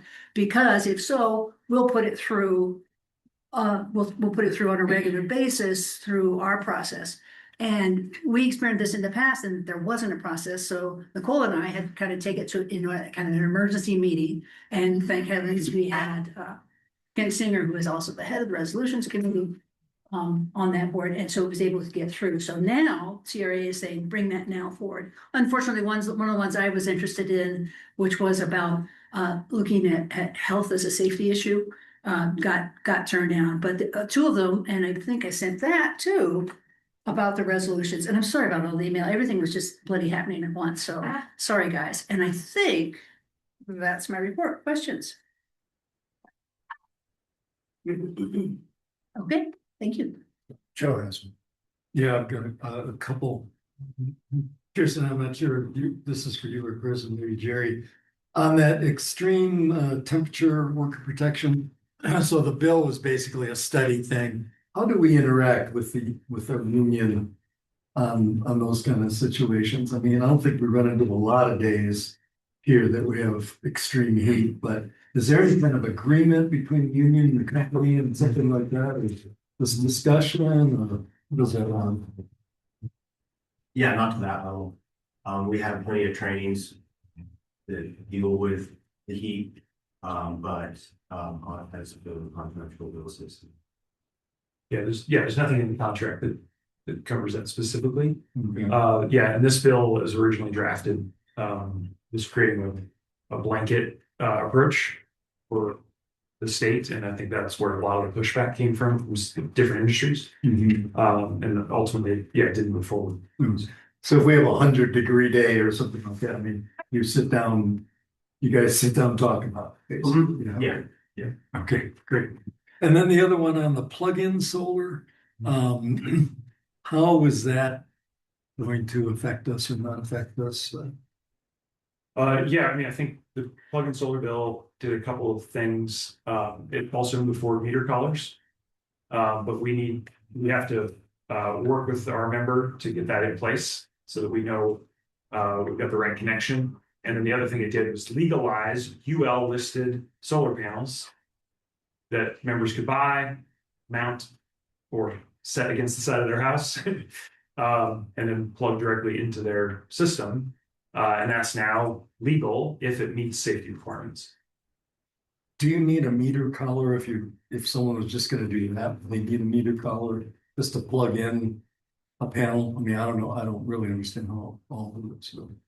Potentially, and that's one of the things where we've got a double check in place to make sure it's safe, because there's been examples of it igniting. If it's not hooked up correctly, it can ignite. So anyone who wants to do this needs to come to our office or needs to contact us in some way. Right? Yeah, and it's really not net metered. It's a weird thing about it. It's considered an appliance. It's an energy efficiency appliance. Is actually how they're classifying. So that it's not meant to generate back to the grid sort of offsetting load on that type of scale. But there's times when somebody's not home, that's still generating, we still have to protect against that coming back onto the grid, which is why the columns is. I mean, I've had a couple questions from people. Well, can we do this? I want to go and buy a panel, and I'm not sure what to tell them. The answer is yes, Steve. Yeah. Yeah, we just need to make sure it's done safely. But so tell them, call LPEA, buy it, call LPEA. Okay. Well, say call LPEA because I'm not aware of too much that's UL listed right now. You can buy stuff that's not UL listed off of Amazon. Yeah, UL. So it would be a good thing to talk to Steve before. You could. Tell them not to touch the red wire. Sure. First of all, thank you very much for your service on CREA. I really appreciated your reports. Very As much as thorough. they are. I felt like they were thorough, and I think they were very helpful for me to understand. I guess one of the things I was a little disappointed in this year was that CREA took a political position of endorsement, and as you mentioned in your education moment, we don't do that. I was surprised that they did, and I was disappointed in that. So, May I respond? sure. Because actually, in a way, it was a non-political thing because they interviewed both candidates for the Democratic primary and for the Republican primary, and the Republican primary got some money too. So they invested early on both sides of the aisle. So in a way, it was apolitical, and that was part of the trying to explain it initial. So anyway, that's what I know. So I get it, and that was the hard part about the whole discussion was are we getting into politics and trying to explain that, well, no, we're above politics. Who can do the best for the cooperative electric community? If it happens to be a Republican, great. If it happens to be a Democrat, great. But we need to get that person, because what we care about on that board is about what they can do for the electric co-op community, not what they can do for the other 99 things that they have to worry about. Gotcha. So that's where it I is. think that's a long conversation, and it sounds like there was quite a conversation on It it. got cut short, but yeah, it was a long conversation. Gotcha. They always get cut short. Thank you. Thanks again. You're welcome. Thank you. So I don't think this is about CRA. I just want to come back to the meter collar thing for just a second. Is that okay? So what I think I heard from Joe, and what I've heard as well is, how can I use these safely? When can I do that? And so forth. So to the extent that LPEA can provide that guidance sooner than later, I think it would be helpful for us not to answer directly to that customer, but to point them to that information. Yes. Yeah, I think Dan brings up a really important point, which is the legislation required UL listing for the equipment to be used. And right now that option doesn't exist. My expectation is that will change pretty quickly. We'll see those products start to come into. There's two devices, right? Yeah. That need to be installed on the panel, but the other is the meter. Yeah. And that we have to do in cooperation with the member. So the member has to be guided into doing that, or an LPEA call has to be initiated. Well, and the rules are still being formed around everything at this point, because there's debate on whether or not an electrician is allowed to pull LPA's meter out of the socket, put that in, yeah, that's what the installers would like, because then we don't have to get involved. But that's our meter, that's our cash register, it's sealed. So there's a lot of discussion going on around that. And the deadline for those was the 31st of this year, I thought. When I tried to read into that. So I mean, is our answer, yes, we're supportive of this, it's coming. Regulations are due by the end of the year. That would allow us to tell you how and when you can do that. Is that a reasonable reply? I think, yeah, there's a lot of conversation about those regs of where's the line drawn, what the electrician do or not do. And there's a lot of nervousness from co-op, muni, IOU that we don't want our equipment being tampered with or changed. And if you're not familiar with meter collars, you basically pop off the meter and you stick a device between the meter and the wall, and then you put our meter back on the front of the collar. And so that's what's happening right now is administratively they're writing rules for how that process should happen. And my concern or question is around it. Can we have a communication that we can point to now that says, maybe those are the issues, some kind of idea of a deadline of when we are expecting this to resolve, but at the moment, you're not allowed to do that until these regulations or whatever that answer is. Because I got people going like, well, I was going to order this off Amazon or whatever, but I'm not sure what I'm going to do with this other piece, right? So I don't want to be the person that says, oh, you could or you couldn't, because I don't think I'm qualified. And so I would like to be able to point to, go to this page on the website or talk to this person. Yeah, I think whatever. I think it's a wonderful suggestion, and we will get to work on just such a source of information. Because I think there's a lot of pent-up demand. Yeah. Thank you.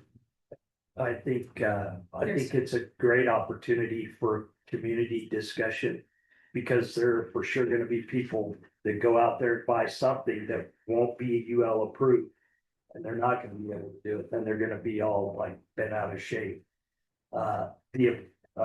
Dan's description as an appliance of UL listing is exactly what it's going to have, or you won't be able to plug it in. So, not safely.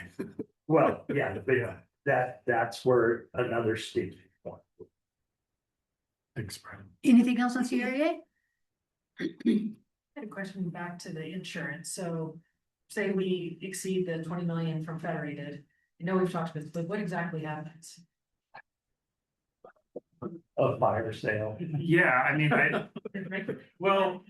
what functionally happens is let's just imagine a scenario where we had a $200 million event, and we were found liable some way for all or part of that. So that's the scenario. We likely then declare bankruptcy. Members' equity gets wiped out, and we reconstitute. Okay. With the structure from the court. And would that give other buyers an opportunity to come in and operate our system, or like to be a priority to reconstitute? Yeah, I mean, Graham knows the case a lot better on this, but my understanding is that the courts would be below. You wipe out the equity, you pay that out, it'll cover some portion of the loss, and the court would basically allow you then that bankruptcy protection, and you would start over without the equity. And there's no opportunity for somebody else to squeeze in a different, are there gonna be buyers that are coming down and trying to take over the? I mean, potentially, the courts typically have not gone that direction. And also, as a highly industry, we have a certificate of public convenience and necessity, right? Like, even your idea would be, is somebody going to buy us out of bankruptcy? And the answer is not involuntarily, right? So my limited experience with observing cooperative bankruptcies is more on the G&T level, right? Colorado was a cooperative bankruptcy, and then Texas one from Winter Storm Uri, whose name is escaped. Is that Brazos? Brazos, right? So my understanding is that Brazos is reformed, and that would probably be more what we would look like. I mean, Colorado U was effectively, its members decided to dissolve and realign with different power suppliers, right? That's kind of there are some very specific facts about Colorado U bankruptcy where it was effectively driven into bankruptcy by its members intentionally so they could break it up. It's sort of my interpretation of what happened there. Right? Not a wildfire. Yeah, definitely not a wildfire. So, I think Brazos is probably more instructive, right? And so that, would just be allowed to kind of reform. Interesting. Yeah. Then in your example, of your $200 million example, there is $200 million worth of damage of essential equipment. Where do the funds come to repair that equipment? So I'm describing where there'd be not our equipment, but houses, buildings, liability that would be created from the event. And the bankruptcy court would basically pay them off some pennies on the dollar, and the rest would be written off. It's written off as. Yeah, so we'd start with zero equity. Assuming the court allowed us that reorganization, which is likely based on the cases we're cited.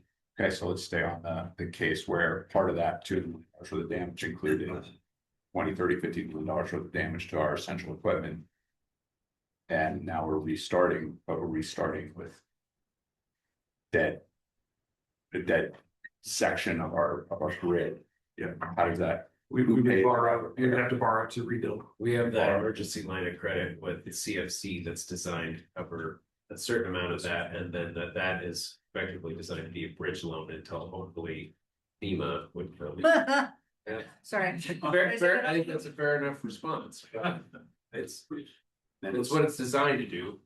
So in this case, FEMA will hopefully come in and provide some repairs. And how does NERC figure into any of this, if at all? So we're not NERC regulated. Okay. But then is there a structure inside of the ecosystem of electricity that gets tapped in these disaster scenarios, or is FEMA the last resort, and if FEMA is unavailable for whatever reason? Yeah. So FEMA is the last resort right now. I mean, as White River found out the hard way, don't put in the claim from Colorado. And they denied one in La Plata County as well, as we've talked about before. And it's one of the reasons this self-insurance is getting some traction and attention, because that would potentially be insurance that would help cover in that type of scenario. And then remind me what was denied in Colorado. So White River put in a claim for, I believe it was around $25 million to repair burned equipment. And FEMA, it was denied by FEMA. Similar thing happened here with the flooding. La Plata County put in claim, I don't know the exact figure, I think it was around 15 million, and it was also denied. Okay. Thank you. Yeah. So members pay, and that's the only other recourse, right? Is get the loan. Yeah. And now all of a sudden you have double your rates because you're trying to just sort of make the daily ends meet. That's where the buck stops. Yeah. I get a monthly bill in California. I know exactly what that looks like. And that bill includes the Paradise Fire, the Campfire Fire, all of it's loaded into that price. You think sort of? Well, it's called PG&E. That's the line. That's the line. 120 years of mismanagement by PG&E. Thank you. Oh, I'm so, okay. Yes, Brad, I saw your hand up. So, just an idea of what $20 million, how easy it is to go through that. The railroad paid north of $20 million and didn't burn anything but what they generally burn in a control burn. So the Forest Service exacted over 20 million for that. Originally it was going to be 40 million. I think that it ended up around 25. That was their insurance policy. Yeah. Still in it. Anything You else? go through 20 million quickly. And so there might be some stuff that you want to bring up under new business, but anything else under CREA? Okay, thanks. It's a pleasure doing business for you guys. Thank you, Houston. Western United, no reports. I don't know if there's anything staff and they even meeting. Yeah, I mean, the only thing I checked in on was the talk previous months about inflation index. Western United is contributing into that. Obviously, as our supplier, we're going to want some of that data. They've been helpful there, and we should, as we go through the budget process, we should be able to use that as one of our data points for discussion. Thank you. I know it's such a wonky mission, but it makes a lot of sense. Yeah. Now we need that data point. Okay, so any any new business before I accept a motion to adjourn? I've got one and it came up, and maybe it's about the equipment. One of the things we need to make sure we don't do is forward emails to your personal account. And I think it might have come up, because of Discovery, because we learned this when we got put under Discovery during the tri-state, lawsuit. So just be cautious of what you have. And that's actually one of the reasons I think about, do I really want to be even having this on my own computer? But I think we've already answered that, and the answer is yes, and we just have to deal with it. But do be careful. Don't be sending stuff because then they get to get all your email, guys. Okay, that's it. Sorry. I mean, yeah, it's our email, all directors' official emails are hosted on our server, right? So we are going to disclose that. We're going to disclose it off of our servers, not off of your individual devices. Yeah, But so please, please use your official LPEA communications channels for your official LPEA communications. Those are business records that belong to the business. Please use them, leave them all there. And so we can maintain and manage them. Any other comments from directors? Or adjourn? One idea that I was had passed around a little bit was consideration of the new committee that it was passed. If there's something that looks like it would be long term, would it make sense to incorporate that as be the de facto chair of that position? I would advocate for that, I guess. Excellent. Last statement. I think at this point, we're really looking at it as just a year, but we did, discuss. Kick that around. We did kick that around. Oh, did you? Okay. Yes. Yeah, Yeah. I'm glad to hear you. I'm on board with it. Yeah. Yes, because the committee will be looking for a chair. Facts or not. Yes. Yeah, I think that'll be something to consider if we decide. Well, organizationally, it just makes sense. Yeah. Right. Okay. We'll talk. Any other comments? All right, seeing none, I adjourn the meeting at 2:36. You're really hot. Yeah.